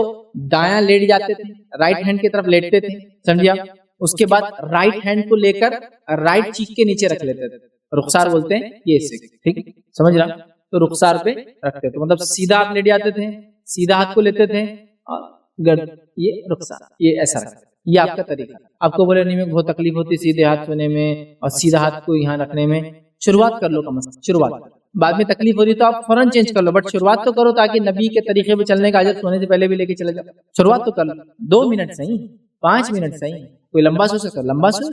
بٹ شروعات اسی کرنے میں، ٹھیک ہے. تو رائٹ طرف لین ہو کے لیٹ گیا، مطلب لیٹے ہوئے، اس کے بعد ہاتھ کے اس طرح نیچے رکھ کے سٹارٹ لیجیے، بعد میں جیسا کرنا آپ کیجیے، آپ کا مسئلہ، ٹھیک. بخاری کی روایت ہے، حذیفہ رضی اللہ عنہ فرماتے ہیں نبی اکرم صلی اللہ علیہ وسلم جب اپنے بستر پر لیٹتے تو اپنا دایاں ہاتھ اپنے دائیں رخسار کے نیچے رکھ لیتے تھے، اور وہ میں بتا چکا ہوں کہ دائیں طرف سوتے تھے. اب یہ بھی بتا چکا ہوں دایاں ہاتھ، اب چونکہ وہ جب آنے کی بات اور لیٹنے کی بات ہوئی تھی، اب لیٹ کے اب آپ پورا سونے جا رہے ہیں تو کیا کرتے تھے وہ ہم دیکھیں. اسی طرح جو ہے دوسرا نقطہ اس کے اندر جو اللہ کے جب سونے جاتے تو کیا کرتے، سورہ سجدہ اور سورہ ملک کی آپ تلاوت کرتے. سورہ سجدہ اور سورہ ملک کی تلاوت کرتے. جامع ترمذی کی روایت ہے، جابر رضی اللہ عنہ فرماتے اور کہتے ہیں کہ بلا شک و شبہ نبی اکرم صلی اللہ علیہ وسلم الف لام میم تنزیل، الف لام میم تنزیل سے مراد سورہ سجدہ سورہ نمبر 32، اور اس کے ساتھ ساتھ تبارک الذی بیدہ الملک سورہ ملک سورہ نمبر 66، یہ 2 سورے پڑھے بغیر نہیں سوتے تھے. سورہ سجدہ اور سورہ ملک پڑھے بغیر نہیں سوتے تھے. سورہ سجدہ 32 اور سورہ ملک 66 نمبر کا سورہ ہے، ٹھیک ہے. اور سورہ ملک کی فضیلت کیا ہے؟ اللہ کے فرماتے جو 30 آیتوں والا سورہ پڑھے تو یہ خبر کے عذاب سے نجات کا ذریعہ بنتا ہے. اسے اگر موت آ گئی رات میں اس کو نیند میں تو یہ فائدہ ہوتا ہے. بہرحال اسی طرح جامع ترمذی کی دوسری روایت ہے کہ اس کے اندر الفاظ یہ کہ اللہ کے رسول صلی اللہ علیہ وسلم سورہ بنی اسرائیل سورہ نمبر 17 اور سورہ زمر سورہ نمبر 39 سے متعلق بھی آتا ہے کہ آپ صلی اللہ علیہ وسلم کو تلاوت کر کے سوتے تھے. سورہ بنی اسرائیل اور سورہ جو ہے زمر کے تعلق سے بھی بات آتی ہے. آئیے اسی طرح آپ صلی اللہ علیہ وسلم جب سونے کا ارادہ کرتے اور لیٹ جاتے بستر پر تو معوذات یا معوذتین آپ تلاوت کرتے اور اس کا دم کرتے. آئیے حدیث کے الفاظ سنیے. بخاری کی روایت ہے، میں عائشہ اس کی راویہ فرماتی اور کہتی ہے نبی اکرم صلی اللہ علیہ وسلم سوتے وقت کا معمول ذکر فرماتی اور کہتی ہے نبی اکرم صلی اللہ علیہ وسلم ہر رات سونے کے لیے اپنے بستر پر استراحت مطلب آرام کے لیے لیٹ جاتے یا آرام کرنے والے ہوتے تو اپنی دونوں ہتھیلیوں کو ملا لیتے، دونوں ہتھیلیوں کو ملا لیتے، پھر ان پر پھونک مارتے، قل هو اللہ احد، قل اعوذ برب الفلق، قل اعوذ برب الناس پڑھتے، یعنی صورتیں پڑھ کر دم کرتے. پھونک مارتے ہیں 3 صورتیں پڑھ کے دم کرتے، ٹھیک ہے، پھونک مارتے. پھر جسد اطہر پر اپنے جسم مبارک پر جہاں تک ہو سکتا چہرے اور بالوں سے شروع کر کے پورا ملنے کی کوشش، جہاں تک ہاتھ جاتے دا پڑھتے، پھر سر کے بالوں سے شروع کرتے، پھر چہرے مبارک سے لے کر جہاں جہاں تک ہاتھ جاتا وہاں وہاں تک ہاتھ ملتے. پڑھ لیا، سر کے بال چہرہ جہاں تک ہاتھ، ڈیپینڈ آدمی پیر کو یوں کر لے تو پورا بھی کر سکتے، تو جہاں جہاں تک ہاتھ جاتا وہاں وہاں تک پھیر لیتے. تو فرماتی آپ اپنے سر مبارک اور چہرے سے اس کا آغاز فرماتے اور جسم کے ہر حصے پر پھیر لیتے اور 3 بار یہ عمل فرماتے، اور یہ کام آپ 3 بار کرتے، 3 ٹائمز، ٹھیک ہے، 3 بار کرتے. تو دیکھیں 3 بار کرنا چاہیے. آئیے اسی طرح جو ہے نبی اکرم صلی اللہ علیہ وسلم جب لیٹ جاتے بستر پر سیدھے ہاتھ کے رخسار گلے کے نیچے اپنا ہاتھ رکھ لیتے، تب یہ دعا پڑھتے. تو کون سی دعا پڑھتے؟ رخسار پہ ہاتھ رکھنے کے بعد سلسلۃ الاحادیث صحیحہ کی روایت ہے، اور برا بن عازب رضی اللہ عنہ فرماتے اور کہتے ہیں نبی اکرم صلی اللہ علیہ وسلم جب بستر پر لیٹ جاتے اور آپ کا دست اقدس سیدھا ہاتھ اپنے رخسار کے نیچے لے لیتے تو یہ دعا پڑھتے، اللہم قنی عذابک یوم تبعث عبادک. یہ دعا پڑھتے. دعا کے الفاظ یہ ہے اور ترجمہ، اے اللہ مجھے اس روز اپنے عذاب سے محفوظ رکھ جس روز تو بندوں کو اٹھانے والا ہے.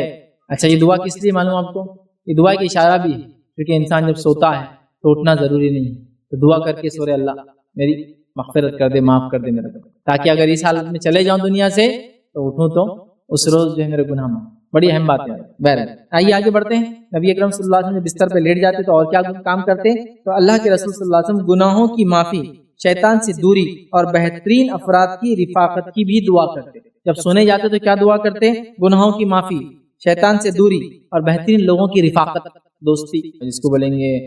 فرینڈشپ ہو، اس کی آپ جو ہے دعا کیا کرتے تھے، اور رات کے وقت نبی اکرم صلی اللہ علیہ وسلم اس دعا کو جو ہے پڑھا کرتے تھے۔ اسی طرح جو ہے نبی اکرم صلی اللہ علیہ وسلم سونے سے پہلے جو اعمال کرتے اس میں ایک یہ ہے کہ آپ بھوک سے پناہ طلب کرتے، اور سونے سے پہلے بھوک سے پناہ طلب کرتے، یاد رکھیے۔ اور ام المومنین عائشہ فرماتی اور کہتی ہے کہ اللہ کے رسول صلی اللہ علیہ وسلم جو ہے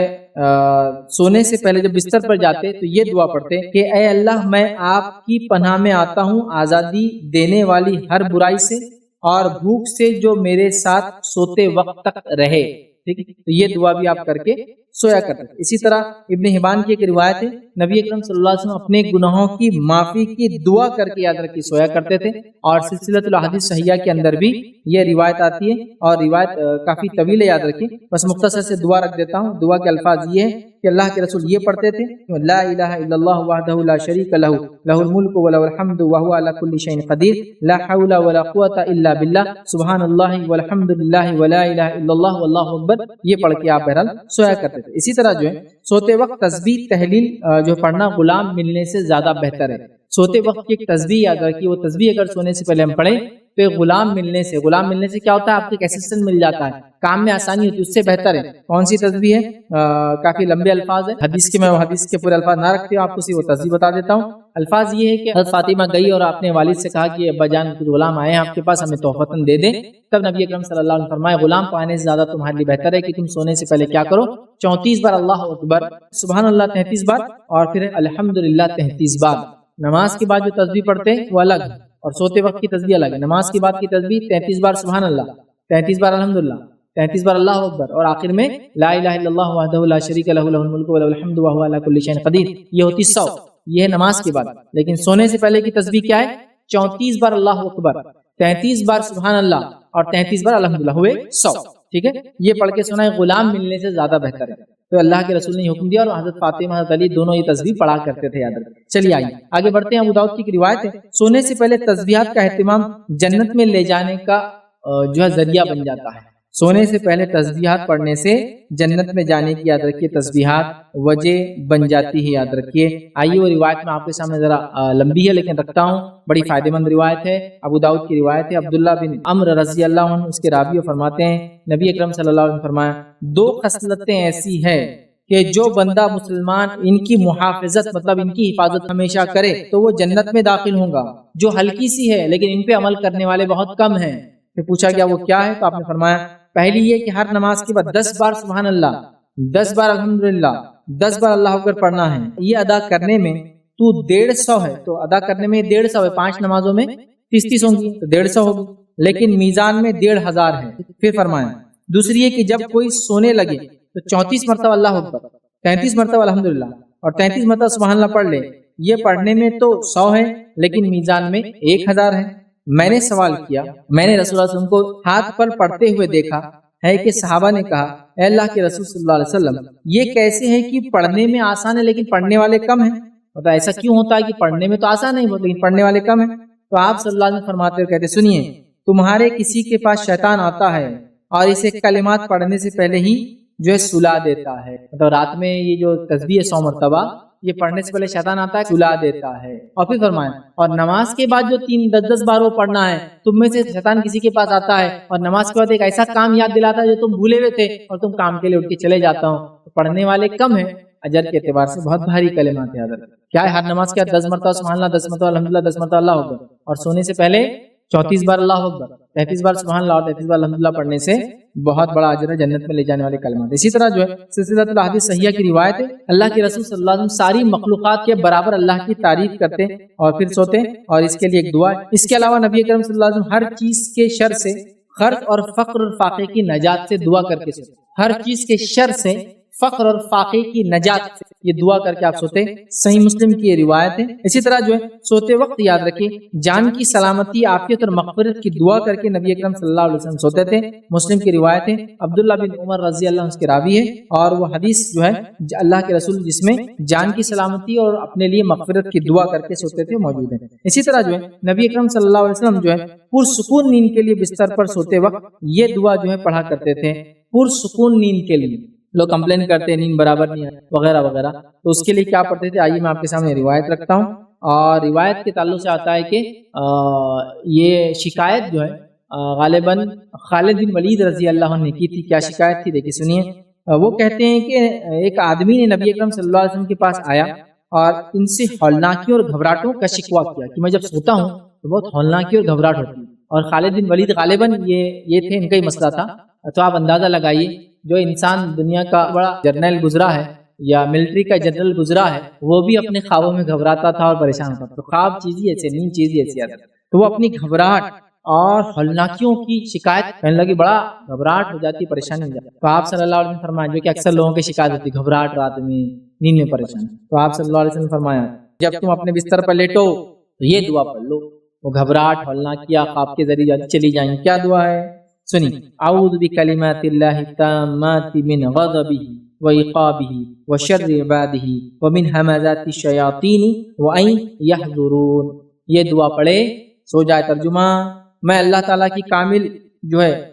کلمات کے ساتھ پناہ طلب کرتا ہوں ان کے غضب، ان کی سزا، ان کے بندوں کے شر، شیطانوں کے وسوسوں ڈالنے سے، اور اس بات سے کہ وہ میرے پاس آئے تاکہ مجھے بہکائے۔ ٹھیک ہے، یہ دعا پڑھ لو، انشاءاللہ وہ ہولناکیاں، ڈر، گھبراہٹ نیند میں جو ہو رہی انشاءاللہ وہ ختم ہو جائیں گی۔ اور اکثر لوگ کمپلین کرتے ہیں رات میں گھبراہٹ ہو رہی، یہ ہو رہی، وہ ہو رہی، اس کا علاج ہے۔ اسی طرح جو سوتے وقت، نیند سے بیدار ہوتے وقت جو ہے معوذتین پڑھنا۔ نبی کریم صلی اللہ علیہ وسلم سوتے وقت بھی سورہ فلق، سورہ ناس پڑھتے، اور اٹھنے کے بعد بھی سورہ فلق اور سورہ ناس پڑھتے، یاد رکھیے۔ ابن خزیمہ کی روایت ہے، ایک صحابی فرماتے ہیں کہ اللہ کے رسول نے کہا جب بھی تو سونے لگے اور نیند سے بیدار ہو تو دونوں صورتیں پڑھ لیا کرو، سورہ فلق اور سورہ ناس۔ اور وہ کہتے ہیں اللہ کے رسول نے نماز میں 2 صورتیں پڑھائی تھی، اور بعد میں میرے ساتھ بیٹھ کے بولے 2 صورتیں، مطلب نماز میں جو میں نے پڑھی سورہ فلق اور سورہ ناس پڑھ لیا۔ اب یہاں ایک وضاحت میں کر دوں، لوگ نیند نہیں آتی، نیند میں گھبراہٹ ہوتی، پریشانی ہوتی، ڈر لگتا ہے، تو پتہ نہیں کیا کیا علاج کر رہے، سیپی، کوڑی، کنکر، منکے، تاگے، دھاگے، نیمبو، بھلاوے، مرچی، انڈا، اور کیا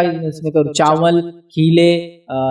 نقش نگار، گریفٹیز اور ڈیزائن میں بنے ہوئے، پتہ نہیں لال پیلے ہلے کلر میں، کچھ تو عربی میں یوں ٹیڑھا میڑھا لکھا ہوا، نمبرات، ابجد جس کو کہتے ہیں، اور کیا کیا علاج کے لیے کر رہے ہیں کہ کاش کہ میں سوں تو مجھے رات میں پرابلم نہ ہو۔ ہمارے پاس یہ دعائیں وغیرہ سب آ، اب اس میں نہ کمی کرنے کی ضرورت ہے نہ اس میں اضافہ کرنے کی ضرورت ہے، کیونکہ امت یہی گڑبڑ کرتی ہے ہر بار، کچھ تو بھی نئی چیز ڈالنا ہے، کچھ تو بھی نکالنا ہے۔ کوئی اضافہ اور کمی کی ضرورت نہیں ہے، دین مکمل ہے، آپ کو ہر مسئلے کا حل ملے گا، بس ضرورت اس چیز کی کہ آدمی متلاشی ہو اپنے مسائل کے حل کا۔ ہم کو دین میں کوئی انٹرسٹ ہی نہیں، میں رات میں گھبراہٹ ہو رہی، کیا کروں؟ گھبراہٹ ہو رہی نا تو تم رات میں چھت پہ جاؤ، ایک ٹانگ پہ کھڑے رہو، اور ایک ٹانگ پہ کھڑے رہ کے 11 مرتبہ سورہ اخلاص پڑھو، جا کے سو جاؤ، کیا نیند آئیں گی؟ میں کہہ رہا ہوں ویسی نیند آ جائیں گی، ایک ٹانگ پہ کھڑے ہونے کے بعد 11 بار اخلاص ایک ٹانگ پہ کھڑے رہیں گے تو نیند تو آنے والی ہے، پورے مسل اس کے کیسے ہو جائیں گے، پین ہوگا اس کو، اور انسانی باڈی ایک ٹانگ پہ کھڑے رہنے کے لیے نہیں بنی گی، جس کی ایک ٹانگ بھی ہوتی تو اس کو سپورٹ لینا پڑتا ہے کسی اسٹک کا یا لکڑی کا، سمجھ رہے آپ؟ کچھ بھی طریقے بتا رہے ہیں۔ نیمبو کاٹ کے پھینک دو، علاج ہو جائیں گا۔ رات میں برے خواب آ رہے تو کیا کرو؟ مرغی کاٹ دو، الٹے پر والی، کالے رنگ کی، منگل کے دن یا سنیچر کے دن مسئلہ حل ہو جائیں گا۔ رات میں خواب آ رہے تو تم کیا کرو؟ فلاں کر لو۔ رات میں برے خواب آ رہے تو جہاں سو رہے وہاں کیلا ٹھوک لو، بندش کر لو، تو پتہ نہیں کیا کچھ پڑھ کے بندش کر رہا ہو۔ اللہ کے رسول بتا رہے ایسا کرنے کا، تو نکالا نیا طریقہ ایسا کرنے کا، بتا دیا اللہ کے رسول۔ معوذتین پڑھتے آپ، عائشہ فرما رہی، سورہ اخلاص بھی پڑھتے، سورہ فلق، سورہ ناس، اب اللہ کے رسول بتا دیا، اب ہمارا نیا طریقہ، کچھ تو بھی کرتے پڑھ کے بولے جہاں تک تالی کی آواز کی وہاں تک بولے سانپ بچھو کیڑا مکڑا دور ہوتا۔ اب یہ ایسا تالیاں شروع کر دیں گھروں کے اندر، یا ایک جگہ ایسا کبھی تو ہوتا نا، صحابہ کی تالی مارتے تو ہوتا نا کبھی کہ صحابہ جو ہے جنگوں میں جاتے تھے، اجتماعی شکل مسجد نبی میں کبھی رہتے تھے، تو تالیوں کی آواز سنائی دی، وہ دعا پڑھ کے مار رہے تھے تالیاں، گھما رہے یوں بولے اس کی آواز جا تک گئی، فلاں ہو رہا، ایثار بندی، مٹی پہ کچھ کر کے، کیا یہ سب بتا دیا جاتا، نہ اس میں کچھ ڈالنا ہے نہ اس سے کچھ نکالنا ہے، جیسا ویسا عمل کر لو، بس سنت پہ عمل کرنے کا ثواب، اپنی مغفرت کا سامان جمع کر لیے، دنیا کی مصیبتیں بھی ہٹ گئی۔ تو اللہ کے لیے بتائی گئی چیزوں میں اضافہ اور کمی مت کرو، دین پورا مکمل ہے، ہر چیز واضح ہے۔ چلیے آگے بڑھتے ہیں۔ اب یہ تو ہوا سونے سے پہلے تھا اتنی دعائیں وغیرہ، اب سو گیا، آخر دعا میں نے بتا دی، تو اب سو گیا۔ اب سو گئے تو 2 چیزیں باقی خالی، نیند بیچ میں ہوشیار ہوگی تو کیا کرنا، اور بعد میں اٹھنے کے لیے کیا کرنا، 2 چیزیں باقی۔ اب بیچ میں نہیں ہوشیار ہوگی کسی وجہ سے، ایک تو ڈر کی وجہ سے بھی دیکھیں گے اور بغیر ڈر کے ہوگی، دونوں کا دیکھتے کیا کرنا۔ اور یہ نیند کی جو میں بات کر رہا ہوں بہت امپورٹنٹ بات کر رہا ہوں، یاد رکھیں، ان میں جو دعائیں ابھی رکھنے والا ہوں، یہ دعائیں ایسی دعائیں ہیں بہت مشکل ہے، لیکن نفس کے لیے بہت بار ہے۔ اگر یہ دعائیں آپ نے یاد کر لی، اور یہ نیند کی جتنی بھی دعائیں یہ سب کانشیس مائنڈ سے نہیں ہوتی، معلوم خاص بات، سب انکانشیس مائنڈ سے ہوں گی، نیند میں اور اٹھے ہیں، لیکن اگر آپ نے اپنے جسم کو عادی کر دیا ان دعاؤں کا، اور نیند سے اٹھتے ہوئے دعا کر لی جو میں بتانے والا ہوں، چاہے ڈر کی وجہ سے چاہے عام سے، تو انشاءاللہ یہ دعائیں ہمارے مغفرت کے لیے کافی، یہ دعائیں ہماری دعاؤں کو قبول کرنے کے لیے کافی۔ اتنی زبردست باتیں ہیں، لیکن ہم میں سے کسی کو نہیں پتا نہیں دعاؤں کو قبول کرانے کہاں جا کے سر پہ کریں، کیا منتیں مانگ لیتے ہیں۔ یہاں حل، چونکہ یہ دعائیں کانشیس مائنڈ سے نہیں ہوتی ہے، غنودگی کا عالم، نیند سے اٹھنے کے بعد آدمی کیا فریش ہوتا ہے، نہیں انکانشیس سیمی کانشیس اسٹیٹ میں ہوتا ہے، لیکن اگر وہاں بھی اللہ کا ذکر کر لے جیسا بتایا گیا تو اللہ کو پسند آتی ہے وہ چیز کہ میرا بندہ دیکھو نیند میں سے اٹھا، ابھی اسٹیبل بھی نہیں ہوا اور دعا کر رہا ہے، تو باڈی کو کتنا عادی بنانا پڑے گا انکانشیس۔ یہ دعائیں اتنا اثر رکھتی ہے کہ آپ کی دعائیں قبول کروا سکتی، مغفرت کروا سکتی۔ تو نیند میں آپ اٹھے ڈر سے یا بغیر ڈر کے دونوں رکھتے، چلیے آئیے ابھی نیند لگ گئی آپ کو، اب سو گا، بیچ میں اٹھ گیا آپ کبھی تو پہلے سونے کے درمیان اگر آپ کروٹ لیتے ہوئے دعا کریں، اب کروٹ لیتے ہوئے دعا نیند میں بولے تو پورا انکانشیس مائنڈ ہے، سمجھ رہے آپ، کروٹ بدلتے ہوئے دعا ہے۔ آئیے سنیے حدیث کے الفاظ، ماں عائشہ رضی اللہ عنہا فرماتی ہے اور کہتی ہے، صحیح جامع صغیر کی روایت ہے، وہ فرماتی ہے نبی اکرم صلی اللہ علیہ وسلم جب رات کو کروٹ بدلتے تو یہ کلمات پڑھتے، لا الہ الا اللہ وحدہ القہار رب السماوات والارض وما بینہما العزیز الغفار۔ یہ دعا آپ کروٹ بدلتے ہوئے کرتے، اور آدمی کروٹ کب بدلتا؟ نیند، کانشیس مائنڈ ہے نہیں، انکانشیس مائنڈ، تو یہ دعا آپ کرتے، یاد رکھیے کروٹ بدلتے ہوئے۔ اور الحمدللہ میں نے ایسے لوگوں کو دیکھا ہوں جو کروٹ بدلتے ہوئے دعا کرتے، یہ ان کے ذکر میں آگے بڑھنے کی علامتیں ہوتی، اتنا ذکر کرتے اللہ کا کہ اب انکانشیس مائنڈ میں وہی ساری چیزیں، اور ایسی لوگوں کی موت بھی میں نے دیکھا ہوں۔ آج کل تو ویڈیو کا زمانہ ہے، تو بہرحال آپ یوٹیوب پہ دیکھیں، ویڈیو کا زمانہ آپ دیکھ لیں، ایسے لوگ جو حافظ قرآن ہے اور قرآن پہ عمل زندگی گزاری، خالی وہ قرآن نے جو حلق کے نیچے نہیں ہوتا تھا، وہ قرآن تھا جو حلق کے نیچے تھا، پوری زندگی میں تھا، اور حافظ تھے، کوما میں چلے گئے، پورا کوما قرآن پڑھ، پورا کوما مرنے تک قرآن کی تلاوت، الف لام میم سے جو شروع ہو رہے جہاں موت آ رہی وہاں تک پڑھتے جائے۔ انکانشیس مائنڈ ہے، کوما ہے، لیکن وہی آدمی ذکر کرے گا جو اس کے اندر بھرا ہوا تھا، اور وہ تھا اللہ کا ذکر۔ تو میں نے دیکھا لوگ اس میں کرتے ہیں، موت کے وقت میں نے دیکھا لوگ قرآن پڑھ رہے جبکہ بیہوش ہے، ڈاکٹر بول رہا ہے یہ مشینیں بتا رہی کہ یہ کوما ہے، ہوش ہے، لیکن دماغ کا وہ حصہ کیسے چل رہا ہے کہ اسے تلاوت کر رہا ہے۔ تعجب کی بات ہے نا، یہ اللہ تعالیٰ جو اس کے بندے ہوتے جو اس کے ذکر میں لگے ہوتے ہوش میں، تو بے ہوشی میں بھی کرتے ہیں، ہم کو تو ہوش میں ہوش نہیں ہے ذکر کا، تو بے ہوشی میں کہاں سے ہوش آئیں گا ذکر کا؟ تو یہ نیند کی حالت میں، غنودگی میں کروٹ بدلتے ہیں۔ آئیے دوسرا سنیے، سوتے ہوئے اچانک آنکھ کھل جائے تو کیا پڑھے؟ ابھی ڈر سے نہیں سی کھل گئی آنکھ، آپ سو رہے تھے، کچھ بھی آواز ہو گئی، یہ ہو گیا، کبھی ایسے اچانک آنکھ کھل جائے تو کیا کریں؟ بخاری کی روایت سنی، عبادہ بن صامت رضی اللہ عنہ فرماتے اور کہتے ہیں، جو شخص رات میں بیدار ہو، اللہ کے رسول فرما یہ کہے، کیا کہے سن لیجئے، لا الہ الا اللہ وحدہ لا شریک لہ لہ الملک ولہ الحمد وہو علی کل شیء قدیر الحمد للہ وسبحان اللہ ولا الہ الا اللہ واللہ اکبر ولا حول ولا قوۃ الا باللہ۔ تو جو شخص یہ دعا پڑھ لے تو آپ صلی اللہ علیہ وسلم فرماتے اور کہتے ہیں کہ جو شخص یہ دعا پڑھ لے اور اس کے بعد یہ کہے اللہم اغفر لی، یہ دعا پڑھ لے پہلے، پھر کیا کہے اللہم اغفر لی، اللہ مجھے معاف کرے، یا پھر کوئی اور دعا کرے تو وہ دعا قبول کر لی جاتی ہے، اور اگر وہ وضو کرے تو اس کی نماز قبول کر لی جاتی ہے۔ دعا قبولیت کی تو آپ بات کر رہے ہیں، دعا قبول کرنے کا طریقہ بتا رہا ہوں۔ انکانشیس مائنڈ سے نیند سے اٹھے، یہ دعا یاد ہونا اور پھر ریپیٹ ہونا، پڑھے، اس کے بعد یہ کہ اللہم اغفر لی، یا اس کے علاوہ آپ فرما رہے ہیں اور کوئی دعا کرے تو دعا بھی قبول، اور نماز پڑھے وہ بھی قبول۔ اب یہ آسان نہیں، ان کر لے، دعائیں قبول کرنے کا ذریعہ، مغفرت کا ذریعہ ایک دعا جو رات میں صرف اٹھنے کے بعد۔ کتنے زرین موقع ہیں، ہم کتنے بار نیندوں میں سے اٹھتے ہیں، ان کو یاد کریں۔ آئیے آگے بڑھتے ہیں، ابو داؤد کی ایک روایت ہے وہ بھی سن لیجیے۔ معاذ بن جبل روایت کرتے ہیں اور فرماتے ہیں کہ نبی اکرم صلی اللہ علیہ وسلم نے ارشاد فرمایا، ذکر الہی کرتے ہوئے باوضو سونے والے مومن کی رات کے وقت آنکھ کھلتی، ذکر الہی کرتے ہوئے سو رہا ہے، وضو کر کے سویا ہے اور اس کی آنکھ کھلتی، تو وہ اللہ تعالیٰ سے دنیا اور آخرت کی جس بھلائی کا سوال کرے، آنکھ کھل گئی، جس بھلائی کا سوال کرتا ہے اسے عطا فرمائے۔ وضو کر کے سویا، اور جو ذکر میں نے بتا دیا، دعائیں وغیرہ پڑھ کے سویا، ابھی اٹھ کے نہیں پڑھا کچھ بھی، صرف اٹھ کر کچھ بھی خیر مانگا، دنیا کا خیر مانگا، آخرت کا خیر مانگا، عطا کر دیا۔ تو نیند میں سے اٹھ کر بھی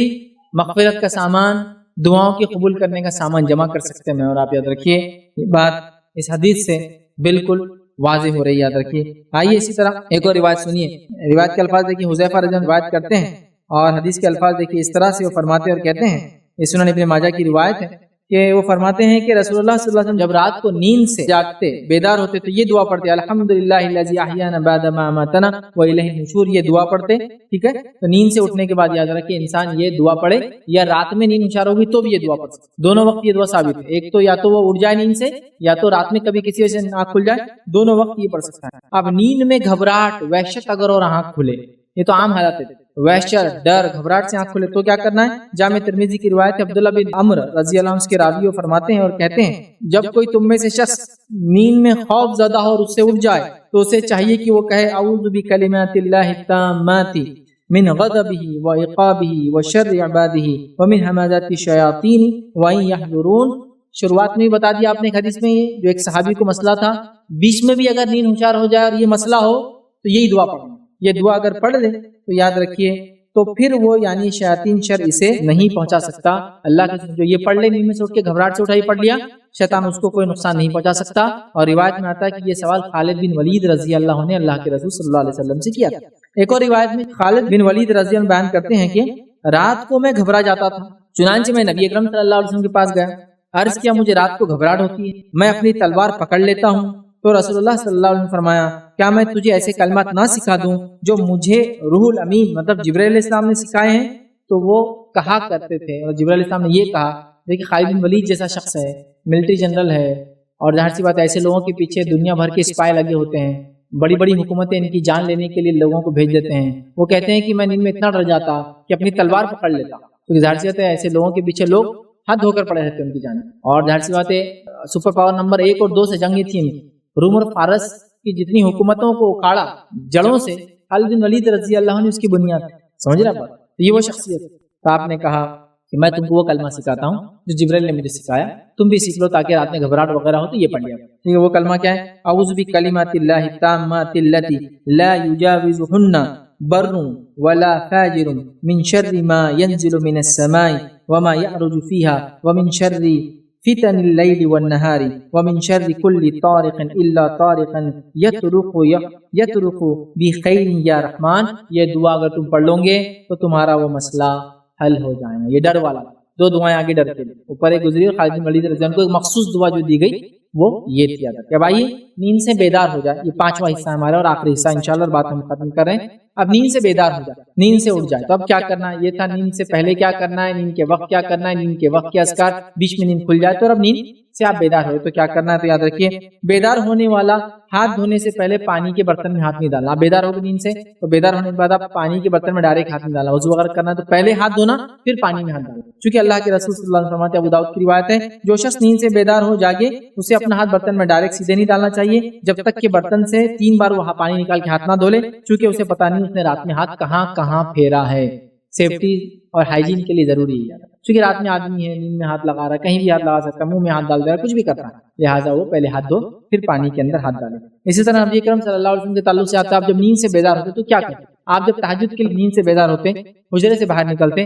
آسمان کی طرف دیکھتے اور سورہ آل عمران کی آخری 10 آیتیں تلاوت کرتے، پھر وضو کرتے اور تہجد کے لیے کھڑے ہو جاتے۔ تو آپ یہ بھی کر سکتے، نیند سے اٹھیں، باہر نکلے، اب آج کل گھر سے باہر تو ڈائریکٹ آسمان نہیں دکھتا، اور گھروں میں بھی آنگن نہیں رہتا آسمان دیکھنے کے لیے، بٹ بہرحال گیلری میں نکل کے تو آسمان دیکھ سکتے ہیں، چھت پہ جا سکتے ہیں اگر پاسبل ہو تو، کیونکہ چھت بھی کبھی 100 مالے کی بلڈنگ ہے تو کیا کریں گے، بٹ گیلری میں یا کچھ نہ ہو تو آسمان کی طرف آپ دیکھتے اور سورہ آل عمران کی آخری 10 آیتیں تلاوت کرتے، یاد رکھیے، اور اس کے بعد جو ہے پھر وضو کرتے اور نماز کے لیے کھڑے ہوتے، یاد رکھیے۔ اسی طرح جو ہے ابن ماجہ کی روایت ہے، نبی اکرم صلی اللہ علیہ وسلم نے پس جو شخص سو جائے تو وہ وضو کرے، تو یہ عام ہے، اگر آپ دن میں بھی سوئے تو کر سکتے اور رات میں بھی آپ سوئے تو وضو کر لینا چاہیے۔ اسی طرح جو ہے نیند سے بیداری پر وضو کرتے وقت جو ہے 3 مرتبہ ناک میں پانی ڈالنا چاہیے، عام ٹائم یاد رکھیے 1 بار 2 بار یا 3 بار کر سکتے ہیں عام اس میں، لیکن نیند سے اٹھنے کے بعد 3 بار ناک جھاڑنا چاہیے، یاد رکھیے۔ ابو ہریرہ رضی اللہ عنہ اس کے راوی فرماتے اور کہتے ہیں نبی اکرم صلی اللہ علیہ وسلم نے فرمایا، اور یہ صحیح بخاری کی روایت ہے، جب تم میں سے کوئی اپنی نیند سے سو کر اٹھے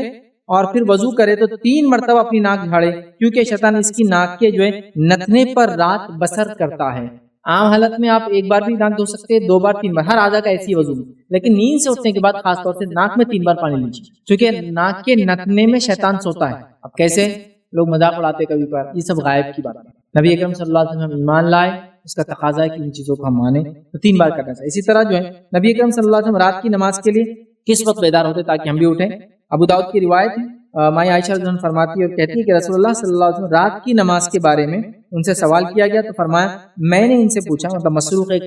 تابعی پوچھتے ہیں، میں نے ان سے پوچھا کہ آپ صلی اللہ علیہ وسلم رات کی نماز کے لیے کس وقت بیدار ہوتے تھے؟ تو انہوں نے فرمایا جب آپ مرغ کی آواز سنتے تھے تو بیدار ہو جاتے تھے نماز کے لیے، مرغ کی آواز۔ اور مرغ یاد رکھیے کب آواز نکالیں گا، آپ یہ نوٹ کر لیجئے، بالکل جو ہے رات کے تیسرے پہر میں مرغ آواز دینا شروع کرتا ہے۔ کبھی آپ رات بھر جاگی، ابھی تو مرغے وغیرہ نہیں ملتے ہیں، لیکن مرغ تو مرغ جو ہے وہ جب چلاتا ہے، جب وہ سیکھتا ہے تو کبھی بھی چلاتا ہے، بانگ دیتا ہے، کبھی بھی چلاتا ہے، جب وہ کیا بولتے ہیں جوان ہوتا ہے، لیکن جب وہ جوان ہو جاتا ہے تو بانگ دینا دیکھیے رات کے آخری پہر جو سحر کا سب سے افضل وقت شروع کرتا ہے، اور فجر تک بانگ دیں گا، اس کے بعد آپ اس کو بانگ نہیں دیکھ لیجیے، آپ نوٹ کر لیجیے۔ رات میں آپ جاگیے تو مرغا کب چلانا شروع کرتا ہے آپ نوٹ کیجیے، وہ بالکل تہجد کا سب سے افضل وقت جو رات کا تیسرا پہر ہوتا ہے، جو سحر کا وقت ہوتا ہے، افضل وقت یاد رکھیے۔ تہجد کا، تہجد تو عشاء کی بات بھی پڑھی جاتی ہے، وہ بانگ دیتا ہے۔ اور اللہ کے رسول نے قرآن فرمایا اسے برا نہ کہو کیونکہ وہ فرشتوں کو دیکھ کر بانگ دیتا ہے، تو پتہ چلا فرشتے بھی نازل ہوتے ہیں اس وقت، سمجھ رہا؟ مرغے کی بانگ، کتا چلائے گدھا چلائے تو پناہ مانگو اللہ میں شیطان مردود سے، مرغا بانگ دے تو دعا کرو کیونکہ وہ فرشتوں کو دیکھ کر بانگ دیتا ہے۔ وہ مرغا نہیں جو بھی نوجوان ہو رہا وہ کبھی بھی دیتا تھا، صبح شام کبھی بھی چل رہا، لیکن دیکھیں جب اڈلٹ ہو جاتا ہے ایک پرٹیکولر وقت میں ہی بانگ دیں گا، اور خاص طور سے تہجد کے وقت۔ یہ بہرحال میں نے خود مشاہدہ کیا ہے اندر کہ آج کل تو مرغا وغیرہ لوگ پالتے نہیں ہیں اور یہ چیز ہوتی نہیں ہے تو مشکل ہے، بٹ جہاں بھی آپ محسوس کرتے مرغا بانگ دو۔ اب ظاہر سی بات ہے وہ زمانہ الارم کا نہیں تھا، اور جب گھڑیاں الارم کی آئی نہیں تھی تو آپ لوگ جانتے ہیں بہرحال وہ زمانہ اگر کسی نے دیکھا ہے جب الارم کی گھڑیاں نہیں آئی تھی یا آئی بھی تھی تو اتنی مہنگی تھی کہ ہر آدمی لے نہیں سکتا، تو کیسے اٹھتے تھے بتاؤ؟ آپ کی نانی دادی سے یا والد سے پوچھیے کیسے اٹھتے تھے، مختلف چیزوں سے اٹھتے تھے۔ تو مرغا سب سے اول تھا اس میں، مرغا کی آواز سے، چڑیا کی چہچہاٹ سے، کمپنی کے اندر سائرن بجتا پبلک اس سے،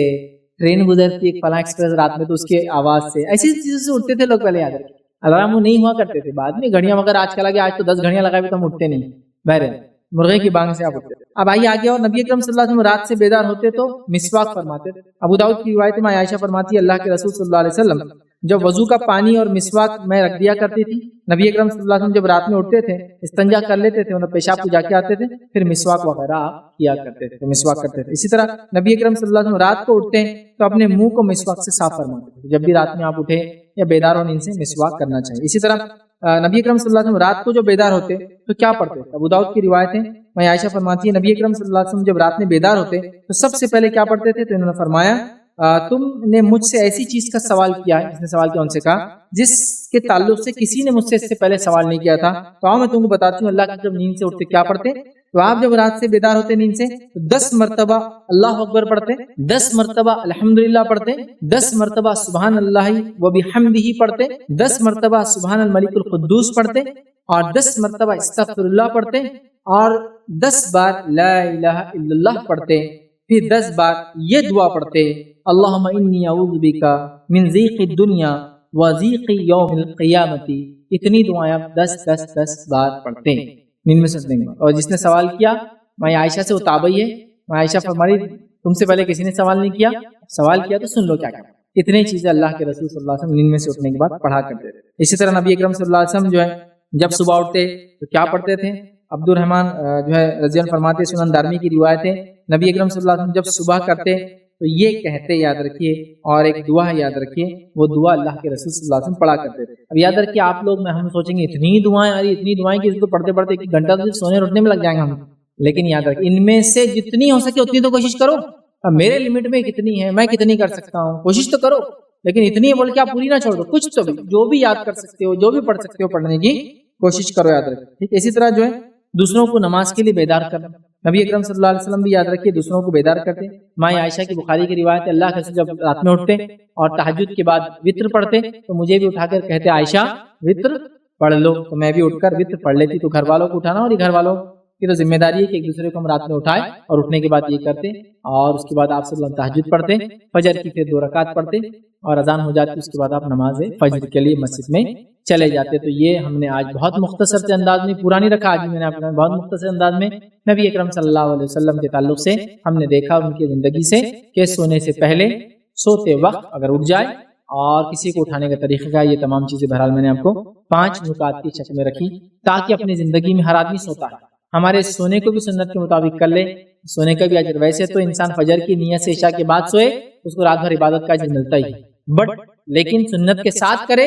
اور زیادہ اجر کا انسان مستحق بنتا ہے. تو لہٰذا ہم کوشش کریں کہ ہم اپنے ہر عمل کی طرح اپنے سونے اور جاگنے کو بھی عین سنت کے مطابق کریں تاکہ اس کا بھی ہم کو اجر ملے. میں اسی بار اپنی بات کو ختم کروں گا. اللہ رب العزت سے دعا ہے کہ اللہ سبحانہ تعالیٰ ہم تمام کو اپنی زندگیوں میں نبی اکرم صلی اللہ علیہ وسلم کی سنت کو لانے کی توفیق عطا فرمائے. ہم تمام کو جو ہے اپنی زندگیوں میں کتاب و سنت کے مطابق عمل کرنے کی توفیق عطا فرمائے. جب تک ہمیں زندہ رکھے ایمان اور اسلام پر زندہ رکھے, قرآن و سنت کا عمل کرنا ہمارے لیے آسان کرے. جب بھی ہمارا خاتمہ ایمان پر ہمارا خاتمہ ہو. وآخر دعوانا الحمدللہ رب العالمین. سبحان ربک رب العزت عما یصفون وسلام علی المرسلین والحمدللہ رب العالمین. کوئی بات اس درس سے نہ سمجھیے یا آپ کا کوئی سوال ہو تو پوچھ لیں. بسم اللہ الرحمن الرحیم. الحمدللہ رب العالمین والصلاة والسلام علی خاتم النبیین والمرسلین. رب اشرح لی صدری ویسر لی امری واحلل عقدۃ من لسانی یفقہوا قولی. میں جو بتا رہا ہوں جیسے کہ عشاء کی نماز پڑھ کے اس میں وضو کر کے سو گئے تو نہیں چلیں گا کیا؟ بھائی نے سوال کیا کہ عشاء کی نماز کے بعد وضو کر کے فوراً سو جانا ہے, اس طرح سے معاملہ ہے.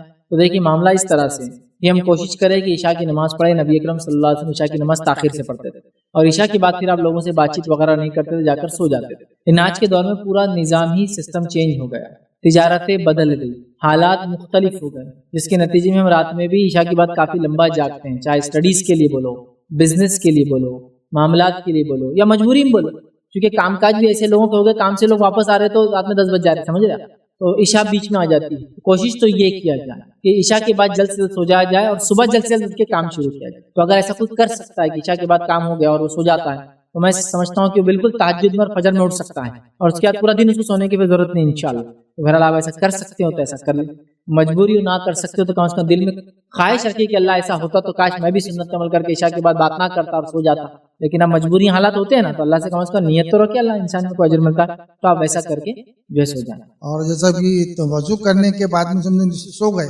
اور سونے کے بعد میں سمجھو کہ بعد میں طہارت اٹھے تو پھر وضو کرنا ہے کیا؟ سوال کا دوسرا حصہ تھا, آپ رات میں سو گئے لیکن طہارت وغیرہ کے لیے اٹھے, اب پھر سونا ہے تو کیا پھر وضو کریں؟ دیکھیے یہ آپ کی صحت, حالات اور تمام چیزوں پہ معمول ہے. کچھ لوگ ہوتے ہیں جن کو اگر ایک بار اٹھ جائے, طہارت وغیرہ کرے اور وضو کر لے تو پھر نیند نہیں آتی دوسری بار, ٹھنڈا پانی لگنے سے یا پانی کی وجہ سے. تو وہ لوگ پھر ایسا نہ کریں, کیونکہ رات میں سونا بھی تو انسان کو ضروری ہے. تو لہٰذا اگر آپ ایک بار وضو کر کے سو جائے, رات میں طہارت وغیرہ بھی کرے, تو آپ نیند کو یا تو کنٹینیو کریں, یا تو پھر باڈی اگر ایسا ہے کہ ایک ہی بار اٹھتی ہے تو پھر اٹھ جائے, یا پھر اگر اللہ نے سہولت دی ہے اور آپ وضو کرنے کے بعد آپ کو نیند آ سکتی ہے, آپ چونکہ نیند کنٹینیو کریں تو آپ وہ بھی انشاءاللہ کر سکتے ہیں, یا پھر کنٹینیو بھی کر سکتے ہیں. جیسا آپ نے ایک بار وضو کیا اور سو گئے, اس کے بعد اٹھے, طہارت وغیرہ ایک دو بار آپ جاتے بیماری کی وجہ سے جس وجہ سے جا کے آئے, پھر سو گئے. لیکن عموماً میں نے جو دیکھا ہے لوگوں کو وہ یہ ہے, وہ ایک بار جب سو جاتے ہیں تو ایک ہی بار اٹھتے ہیں پیشاب کے لیے, وہ جب صبح اٹھتے ہیں رات کے لیے. ویسے دن میں ہو سکتا ہے آدمی 2 گھنٹے میں جائے, لیکن رات کیسا ہوتا ہے, بٹ کسی کی وجہ سے کچھ اٹھ جا رہے ہیں تو یہ اس کے صحت اور حالات پر ڈیپینڈ ہے. کر کے سونا چاہتا ہے افضل ہے, نہیں بھی کرتا تو انشاءاللہ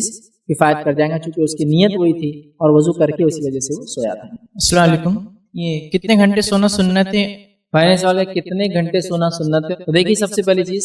نبی اکرم صلی اللہ علیہ وسلم عشاء کے بعد اگر آپ کی کوئی نبوت کی ذمہ داری یا علم وغیرہ دینے کا معاملہ نہ ہوتا, سفر میں نہ ہوتے, تو سو جاتے ہوں, اور آپ ارلی مارننگ مطلب 1/3 آف دا نائٹ جب گزر جاتی, رات کا تیسرا حصہ اس میں اڑ جاتے, مطلب اس کو تہجد کا وقت افضل وقت بولیں گے, یا سحر میں عام طور سے جو ہم لوگ آج کل اٹھتے ہیں, مطلب فجر کی اذان سے 1 آدھ گھنٹہ پہلے اٹھتے ہیں, تو یہ سب سے افضل وقت, تب اٹھ جاتے. تب اٹھنے کے بعد پھر آپ سوتے نہیں اندر. تو اگر اس کو اپروکسیمیٹلی کاؤنٹ کر لیں تو 5 to 6 آورس اپروکسیمیٹلی, کیونکہ ایگزیکٹلی تو ناممکن ہے ہم بتا پائے. آلریڈی ہم 1450 سال پرانی بات کر رہے ہیں, ظاہر سی بات ہے دن کے سائز بدلتے رہتے ہیں حالات کے اعتبار سے. ہم 1500 سال مطلب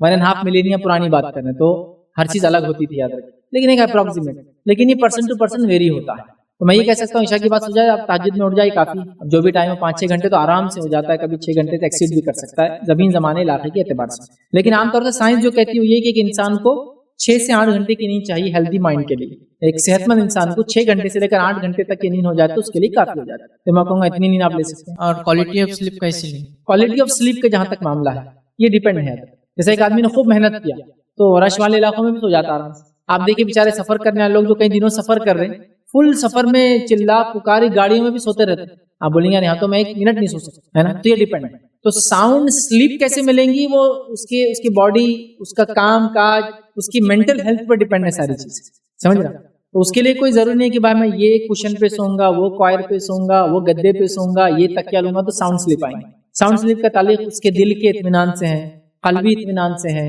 ذہنی سکون سے ہے, جسمانی تھکاوٹ سے ہے, ہاں سمجھ رہے, یا آنے والے مشن پہ بھی ڈیپینڈ ہوتا ہے. کل اٹھ کے حج کا سفر ہونے والا میرا, میں جانے والا ہوں, تو سو نہیں پاتا آدمی برابر, کیونکہ ایک ٹینس ہے وہ کل کے سفر کے لیے, تو یہ ڈیپینڈ ہے. تو ساؤنڈ سلیپ کے لیے کوئی سجیشن تو میں نہیں دے سکتا ہوں, انشاءاللہ کئی موقع ملا تو ہم دیکھیں گے کہ اچھی نیند کے لیے ہم کیا کر سکتے دنیا کے اعتبار سے, چونکہ اللہ کے رسول صلی اللہ علیہ وسلم صحابہ عموماً نیند میں پریشانی کے شکار نہیں تھے, سوائے اس کے کہ شیطان ان کو بہکاتا تھا. لیکن ہم لوگوں نے جو غلط عادتیں, غلط حرکتیں, ٹی وی اور فلموں کا زیادہ ایکسیس دیکھنا, موبائل کا ایکسیس یوز کرنا, یہ تمام چیزیں کر لی ہے, ہماری سلیپ پوری ڈسٹرب ہو چکی ہے. ہم لوگ آدھی رات کے بعد سوتے ہیں, مطلب تہجد کا وقت, جب نماز کا وقت ہے, جب سوتے ہیں تو تہجد تو گئی نفل, فجر بھی جاتی ہے, پھر اٹھتے ہیں 10-11 بجے, اور 10-11 بجے اٹھ کے پھر نہاتے دھوتے ہیں اور 12-1 بجے تک تیار ہو کے باہر نکلتے ہیں. یہ ہر اس بڑے مسلم علاقے کا, محلے کا حال ہے جہاں اللہ نے روپیہ پیسہ دے دیا. بلا میں تفریق کر رہا ہوں, ہر اس مسلم گھر کا حال ہے یا علاقے کا, شہر کا, جہاں اللہ نے تھوڑا پیسہ دے دیا, بس یہی معمول ہے سونے کا. تو یہ تو ساؤنڈ سلیپ کبھی لے نہیں سکتے, ڈسٹرب سلیپ ہوتی ہے ان کی ہمیشہ. ساؤنڈ سلیپ تو تب آئیں گی جب رات گہری ہو جائے اور آپ سو جائے. عشاء کے بعد, فجر مغرب سے رات شروع ہوئی لیکن عشاء کے بعد گہری ہو جائے, سو جائے, اور تہجد میں آپ اٹھ جائیے. آپ کی مینٹل ہیلتھ, آپ کی فزیکل ہیلتھ سب اچھی ہو جائے, کیونکہ تہجد پڑھنے سے بیماریاں ویسے بھی دور ہوتی ہیں. حدیث کے الفاظ, تہجد سے بیماریاں دور ہوتی ہیں, جسمانی امراض سب بدل جائیں گے. اور وہاں سے پھر آپ جاگیے, پھر مت سوئیے. ہاں پھر ضرورت پڑنے پر قیلولہ کیجیے دوپہر میں, جیسا رات میں جلدی سو گئے, تہجد میں اٹھے, تہجد پڑھی بالکل فجر سے تھوڑی دیر پہلے تہجد, پھر اذان ہوئی. اب انڈیا میں کہوں گا فجر سے بہت پہلے اٹھنا پڑے گا تہجد. دوسرے ملکوں میں جہاں فجر کی بالکل شروعات پہ اذان ہو جاتی ہے تو وہاں تو ٹھیک ہے. اب انڈیا میں تو فجر ہونے کے 40-50 منٹ بعد پہلی اذان ہوتی ہے, تو ذرا تہجد کے بعد وہ رکے, فجر کا انتظار کرے, پھر فجر پڑھے. یا لگتا ہے فجر سے پہلے سو کر اٹھ سکتا ہے فجر تک, وہ تہجد کی بات تو ویل بہت اچھی بات ہے, پھر کر لیں. اس کے بعد وہ تہجد اگر فوراً ہوتی فجر تو فجر کو جا کے آئے. اس کے بعد اپنی تجارتی کاروبار, پڑھائی سے, قرآن کی تلاوت, دین کو سمجھنا, دینی کتابیں پڑھنا, اس میں لگ جائے, پھر تجارت وغیرہ سے لگ جائے. دوپہر میں آئے, قیلولہ کرے تاکہ وہ ریفریش ہو جاتا ہے. قیلولہ کیا ہے, دوپہر کا کھانا کھایا اور کھانا کھا کے کچھ دیر آپ آرام کر لیں. قیلولہ کا سسٹم ہوتا ہے, اور یہ سسٹم آج بھی دیکھنا ہے ایک کمیونٹی کی سطح پر, ملکی سطح پر. تو آپ سعودی وغیرہ میں اس کو بہت آسانی سے, چونکہ آپ دیکھ سکتے ہیں وہاں کہ وہاں کے کاروبار وغیرہ 7 بجے صبح شروع ہو جاتے ہیں. تو ہوتا ہے لوگ تہجد میں اٹھتے ہیں, فجر پڑھتے ہیں, اس کے بعد فجر کے بعد جو ہے عموماً تیاریاں کرتے ہیں, یہ وہ کریں, اور 7 بجے سے آفیسز, کالج وغیرہ کھل گئے, بچے وغیرہ چلے گئے. اس کے بعد 2 بجے سے 3 اور 4 بجے تک لوگ چھوٹ جاتے ہیں. گورنمنٹ جابس وغیرہ ہے تو 2 بجے چھوٹ جاتی ہے, اور نان گورنمنٹ ہے تو اگر 10 آورس ورکنگ جاری ہے, 8 آورس اور 10 آورس ہوتی ہے, تو 4 بجے تک فری ہوتے ہیں. 4 بجے فری ہو کے لوگ واپس بہرحال آ جاتے ہیں. تو دوپہر میں یاد رکھیے قیلولہ کا ایک موقع ان کو دیا جاتا ہے یا ٹائمنگ ہوتے تو. اور وہاں ایسا ہے کہ ظہر کی نماز کے بعد, اگر پرٹیکولرلی اگر عرب ہو, ایکسپرٹس نے اگر عرب ہو اور آپ سے گھر پہ دستک دے تو سیدھا پوچھیں گے آپ کو مجنون ہو گئے, تم پاگل ہو گئے ظہر کے بعد دستک دینے کے لیے؟ تو مجنون تو نہیں, پاگل تو نہیں, کیونکہ اتنا کمپلسری آرام کریں گے, چونکہ صبح تہجد سے اٹھ جاتے ہیں. اور چونکہ پورا ماحول بنا ہوا ہے تو وہ سونے والا بھی اس کو مجبور اٹھ کے بیٹھنا پڑتا ہے, چونکہ پورا ماحول سب اٹھ جاتے ہیں. گھر میں شور پکار, محلے میں شور پکار, گاڑیاں, ہارنس وغیرہ سب چالو ہو جاتا ہے, تو اس کو عادت ہو جاتی ہے. تو لہٰذا وہ پھر ظہر کا بالکل کمپلسری, بالکل کوئی آ جائیں گے تو اس کو مجنون بولیں گے, پاگل تو نہیں تم ظہر کے بعد آئے, ٹھیک ہے, چونکہ اتنا کمپلسری قیلولہ کریں گے. وہ قیلولہ 20-25 منٹ کا ہوتا ہے, جو نیند نہیں ہوتی لیکن نیند جیسا ہوتا ہے. قیلولہ کیا ہوتا ہے, نیند جیسی کیفیت, آرام سے لیٹ کے ایک ڈورمنٹ کنڈیشن میں مائنڈ کو آپ لے کے چلے گئے, جو ابھی نیند کی گہرائی میں نہیں پہنچا اور جاگرا بھی نہیں, اور پھر اڑ گئے. اس کو بولتے ہیں پاور نیپ انگلش کے. اور جتنے کارپوریٹ سیکٹر میں لوگ کام کرتے ہیں ان کو سکھایا جاتا ہے کہ دوپہر کے کھانے کے بعد, لنچ کے بعد پاور نیپ لینا کمپلسری ہے. پورا دن اتنا ہی کام کر سکتے ہو جتنا صبح سے اب تک کیا ہے. تو وہ لوگ پاور نیپ لیتے ہیں. نبی اکرم صلی اللہ علیہ وسلم کی سنت ہم نے بھول گئے. جلدی اٹھیں گے تو وہ ضرورت پڑے گی نا. 12 بجے اٹھنے والے کو کیا ظہر کے بعد پاور نیپ لگیں گے؟ ابھی تو پاور میں آیا بھی نہیں بیچارہ, ظہر کے بعد ڈولتا رہتا ظہر تک. نیپ جو ہے, پاور نیپ جو کام کرتی ہے, اس کے لیے کرتی جو صبح سے انت تک محنت کر رہا ہے. پھر آپ 20-25 منٹ سوئیے, اس کے بعد دیکھیے آپ عشاء تک کرو تازہ. مغرب کے بعد کھانا کھانے کی عادت ڈال لیجیے, نہیں کسی وجہ سے عشاء کے بعد کھانا کھائیے تو تھوڑا ٹہلیے, ایک دم مت سوئیے, ورنہ عشاء کے بعد یا سونے سے پہلے کھا کر ڈائریکٹ سونے کا نتیجہ یہ ہے کہ آج کل بیلی فیٹ, جو پیٹ میں جو چربی چڑھ گئی, آدمی اوپر اتنا دبلا, ہاتھ اتنے پتلے, پیرا کاڑی جیسے, لیکن پیٹ اتنا بڑا, بیلی فیٹ جمع ہو جاتا ہے. چونکہ کیا کر رہا ہے, کوئی مشقت نہیں. لہٰذا تھوڑا واکنگ کیجیے. پھر اگر ایسا معمول ہوتا ہے, بزنس وغیرہ ہوتے ہیں کبھی معمول ہوتا ہے, تو پھر بیلی فیٹ نہیں ہونا, بلکہ تھوڑا واکنگ کیجیے اور آ کے پھر سوئیے. اور کھانے کے معاملے میں بھی یہ کہوں گا, اچھی نیند کے لیے کم کھانا بھی ضروری ہے. بہت زیادہ کھانا بھی صحت کو بھی خراب کرتا ہے, تمام چیزیں ہوتی ہے. اس لیے کھانے کے لیے کچھ اقوال موجود ہے, وہ اقوال رکھ رہا ہوں کہ ناشتہ بادشاہی ہو. ناشتے میں کھاؤ جتنا کھانا, چونکہ ہضم کرنے کو باڈی کو اور 14 سے 15 گھنٹے. ناشتہ بادشاہی ہو, اور دوپہر کا کھانا نوابی ہو, اور رات کا کھانا فقیری ہو. کم سے کم سادہ. ہمارا معاملہ کیا ہے, ناشتہ ہو ہی نہیں رہا، چونکہ اٹھ رہے 12 بجے تو کچھ بھی چائے ٹوسٹ بٹر یہ وہ ختم، دوپہر کا کھانا نوابی، رات کا کھانا بادشاہی، اور کچھ لوگ تو الحمدللہ ناشتہ بھی بادشاہی، دوپہر بھی بادشاہی، رات بھی بادشاہی۔ حد یہ ہے کہ رات میں بھی پائے کھا رہے، ارے اللہ ہضم کب کریں گے؟ تو اتنے کیلوریز جو جنریٹ ہو رہی باڈی میں، تو بہرحال یہ اگر کریں تو نیند بھی اچھی، صحت بھی اچھی، تو early to sleep and early to rise makes a man healthy wealthy and wise. English کی ایک مثال ہے، جلدی سونا اور جلدی اٹھنا ایک انسان کو ہیلدی، صحت مند، ویلدی، مالدار اور ہوشیار بناتا ہے۔ صحیح بات، بہت اس کے فوائد ہیں صبح جاگنے کے، جو کہ ہم سمجھ نہیں پا رہے کیونکہ سارا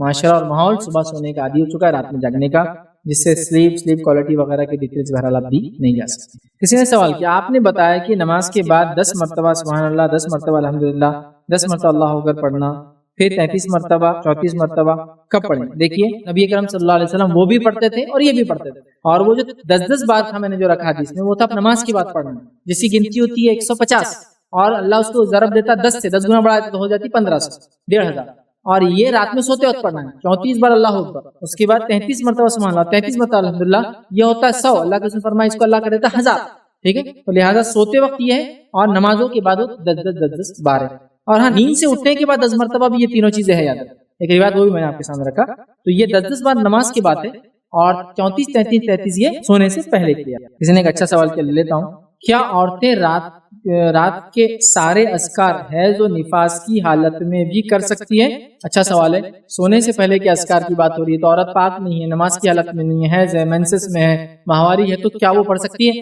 ہاں، وہ سارے اذکار کر سکتی ہے، چونکہ اذکار میں اللہ کے رسول نے کہیں تمیز نہیں کی کہ پاکیزہ، حائزہ، پاک عورت، کہیں تفریق نہیں کی۔ یہ اذکار کی خصوصیت یہ ہے کہ یہ ہمیشہ کی جائیں گے، ایون آپ وضو کر کے بھی سوئیں گے۔ اور حیض کی نفاس والی عورت کو بھی لا لیجیے، نفاس مطلب اولاد کی پیدائش کے بعد جو خون آتا ہے، اس کا تو لمبا عرصہ ہوتا ہے۔ ہمارے پاس مسئلہ یہ ہے، انڈیا، پاکستان میں، بنگلہ دیش میں علم کی کمی کا نتیجہ یہ ہے، حائضہ عورت بولے تو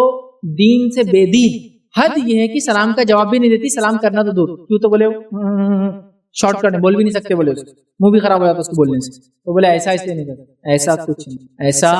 کچھ نہیں، یاد رکھیں نبی اکرم صلی اللہ علیہ وسلم کی واضح روایت، آپ صلی اللہ علیہ وسلم نے مائی عائشہ کو مسجد نبی سے کچھ لانے کے لیے کہا، غور سے سنیں صحیح روایت، مائی عائشہ نے کہا اللہ کے رسول میں حائزہ ہوں، تو آپ صلی اللہ علیہ وسلم فرمایا اے عائشہ حیض تیرے ہاتھ میں نہیں ہے، اس سے علماء لکھتے ہیں حائزہ عورت مسجد سے گزر سکتی ہے، مائی عائشہ کا مسجد میں جا کے آؤ، گزر سکتی، بیٹھنا نہیں، نماز تو ہے ہی نہیں، رکیں گی بھی نہیں، اجتماع میں بھی نہیں بیٹھیں گے، بیٹھنا نہیں، گزرنا ہے، کوئی چیز اٹھا دینا ہے، چیز نکال لینا ہے، کر سکتی، سمجھ رہا؟ میں عائشہ حائزہ ہے، آپ خود فرماتی میں حیض کی حالت میں ہوتی، اللہ کے رسول میرے مانڈی پر سوتے، اپنا سر مبارک کرتے اور قرآن کی تلاوت کرتے، اور میں حائزہ ہوتی، نبی اکرم صلی اللہ علیہ وسلم میرے پاس آتے اور میں آپ کے بال میں تیل لگا کے بال جماتی، کیا ہے؟ سب کچھ کر سکتی عورت، کچھ بھی اس کا جان نہیں۔ اب آئیے نہیں کہ روایت اور سن لیجیے، ذکر و اذکار کے بارے میں پوچھ سکتے، بھائی یہ تو ثابت نہیں ہے، وہ بھی میں بتا دیتا ہوں۔ میں عائشہ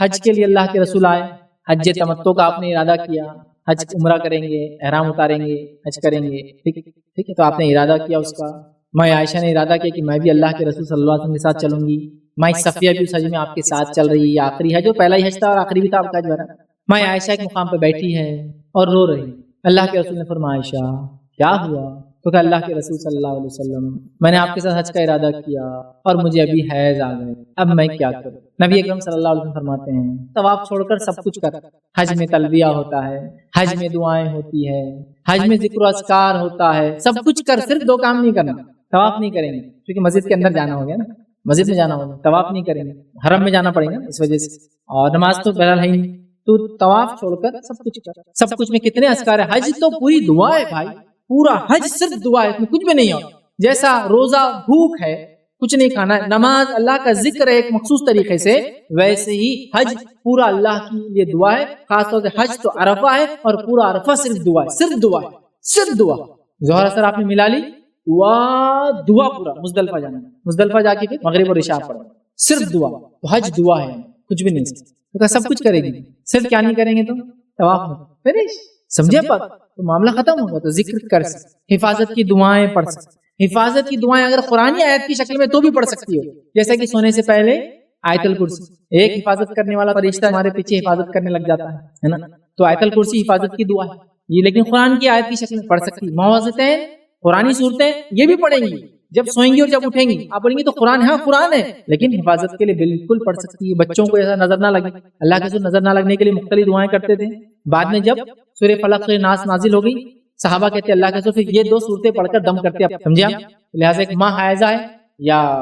نفاس کی حالت میں اس کے بچوں کو کیا حفاظت کی دعا نہیں کریں گی؟ وہ بالکل کریں گی. نہیں اس کا باپ کریں گے. ارے باپ نہیں ہے، وہاں جاب کے لیے باہر ہے، انتقال کر گیا تو کیا بیچاری بیٹھے رہیں گی مولوی صاحب تم آ کے پڑھو میرے بچوں کو؟ کچھ بھی نہیں ہے، سب کریں گی. سلام، دعا، آداب، نبی پہ درود. ہاں تلاوت کی شکل میں قرآن پڑھیں گی. اسی طرح قرآن کو ہاتھ نہیں لگائیں گی، ہاتھ میں نہیں لیں گی، یاد رکھیے ٹھیک ہے، یہ کام نہیں کریں گی. ورنہ باقی یہ کر سکتی. تو ہاں میں نے جتنے اذکار بتائے سونے سے پہلے، سونے کے بعد اور حفاظت کی دعائیں، یہ سب کچھ دعائیں اگر قرآنی شکل میں بھی حفاظت کی دعائیں، غیر قرآنی شکل میں بھی، مطلب حدیث کی شکل میں، سب کچھ ایک عورت حیض کی حالت میں انشاءاللہ کر سکتی ہے. یہ ہمارے پاس علم کی کمی کی وجہ سے عورتوں کو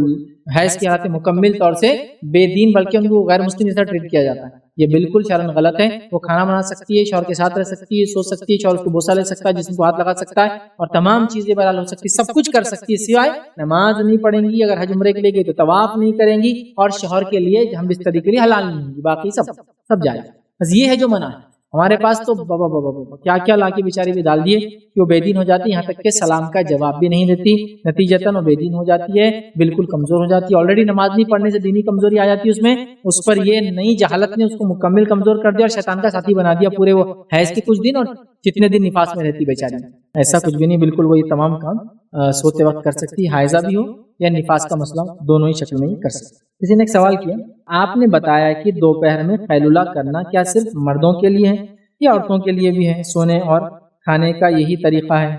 کسی نے سوال کیا کہ قیلولہ کا طریقہ. دیکھیے قیلولہ جو ہے یہ دونوں کے لیے، اور میں کہوں گا ہماری عورتوں کے لیے تو قیلولہ زیادہ ضروری ہے. بیچاریاں عموماً مردوں کے مقابلے میں زیادہ اٹھتی ہے، زیادہ جاگتی ہے، بچوں کے رات بھر خیال کرتی ہے، بچے دودھ پی رہے تو اٹھتی ہے، پیشاب پیخانے کو اٹھتی ہے، ان کو بدلانے کے لیے اٹھتی ہے، کسی گھر میں کوئی کام ہے کہ بھائی سسر پہلے اٹھ جا رہے، پھر شوہر اٹھتے ہیں، پھر بچے کا اسکول ہے. بیچاریاں زیادہ عموماً اٹھتی ہیں. تو میں کہوں گا آپ لوگوں تو زیادہ مستحق ہے کہ قیلولہ والے عمل کو کرے، تاکہ آپ پھر سے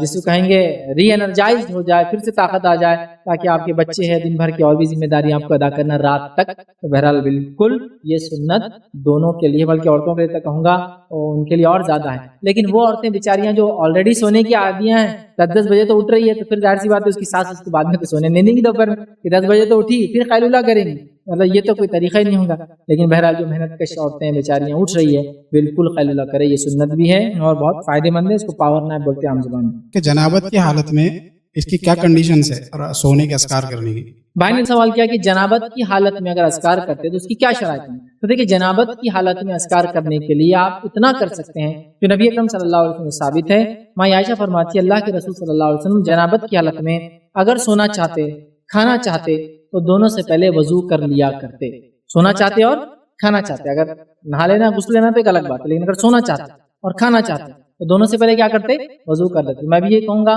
آپ سونے سے پہلے ارادہ کر رہے ہیں یا جنابت کیا سو رہے ہیں، چاہے دن ہو چاہے رات ہو، اور سونے کا ارادہ کر رہے ہیں تو آپ وضو کریں گے، یا کھانے کا ارادہ کر رہے ہیں تو آپ وضو کریں گے. اور ظاہر سی بات ہے سونے کا ارادہ کر رہے ہیں تو وضو کر رہے ہیں، تو پھر وضو کر کے سو رہے ہیں تو اذکار وضو کے بعد کر رہے ہیں. تو ایک جو آدمی جس کو جنابت مطلب غسل جنابت واجب ہے، آدمی عورت دونوں ہو سکتے ہیں میاں بیوی، تو بہرحال وہ لوگ کیا کریں گے پھر وضو کر کے یہ تمام اذکار. لیکن کیا آپ کا سوال یہ ہے کہ کیا وضو اس کے لیے شرط ہوں گی، کنڈیشن؟ تو نہیں، کنڈیشن میں نہیں بتاؤں گا اس کو، وہ کنڈیشن نہیں ہوگی، کیونکہ حدیث میں نہیں آتا کہ یہ نہیں کریں گے تو وہ نہیں کرنا. ہم کنڈیشن میں نہیں کاؤنٹ کریں گے، لیکن یہ کہیں گے یہ مستحب ہے کہ وضو کرے اور وضو کرنے کے بعد یہ اذکار کر کے سوئے. لیکن ایسے حالات ہو سکتے ہیں پانی نہیں ہے ظاہر سی بات، لیکن حفاظت تو ضروری رہتی ہے، تو یہ شرط نہیں یاد رکھیے. شرط چونکہ اگر پانی شرط ہوتا تو تیمم آتا کہ اللہ کا رسول تیمم کر کے سوتے پھر اذکار کرتے. تیمم کا کہیں تو اس لیے وضو کرے اور وضو کر کے کرے. وضو نہ بھی ہو سکے تو انشاءاللہ چل جائیں گا، لیکن وضو کر کے کرنا یہ مستحبات میں سے ہوں گا انشاءاللہ. صرف اپنی بات کو ہم ختم کریں گے. وآخر دعوانا الحمدللہ رب العالمین. سبحان ربک رب العزت عما یصفون وسلام علی المرسلین والحمدللہ رب العالمین. السلام علیکم. آپ بھی ہمارے اسلام میں تعاون کریں، زکات و صدقات کے ذریعے ڈونیشن ڈیٹیلز کے لیے ڈونیٹ پر کلک کریں. اگر آپ کو ہمارے ویڈیوز پسند آئے ہیں تو اسے شیئر کریں اور 100 کے حقدار بنیں. روزانہ ہمارے ویڈیوز کو پانے کے لیے ہمارے یوٹیوب چینل کو سبسکرائب کریں اور بیل آئکن دبائیں. ہم سے دیگر سوشل میڈیا پر جڑنے کے لیے ویڈیو میں دیے گئے آئی ڈی کو سرچ کریں. جزاک اللہ.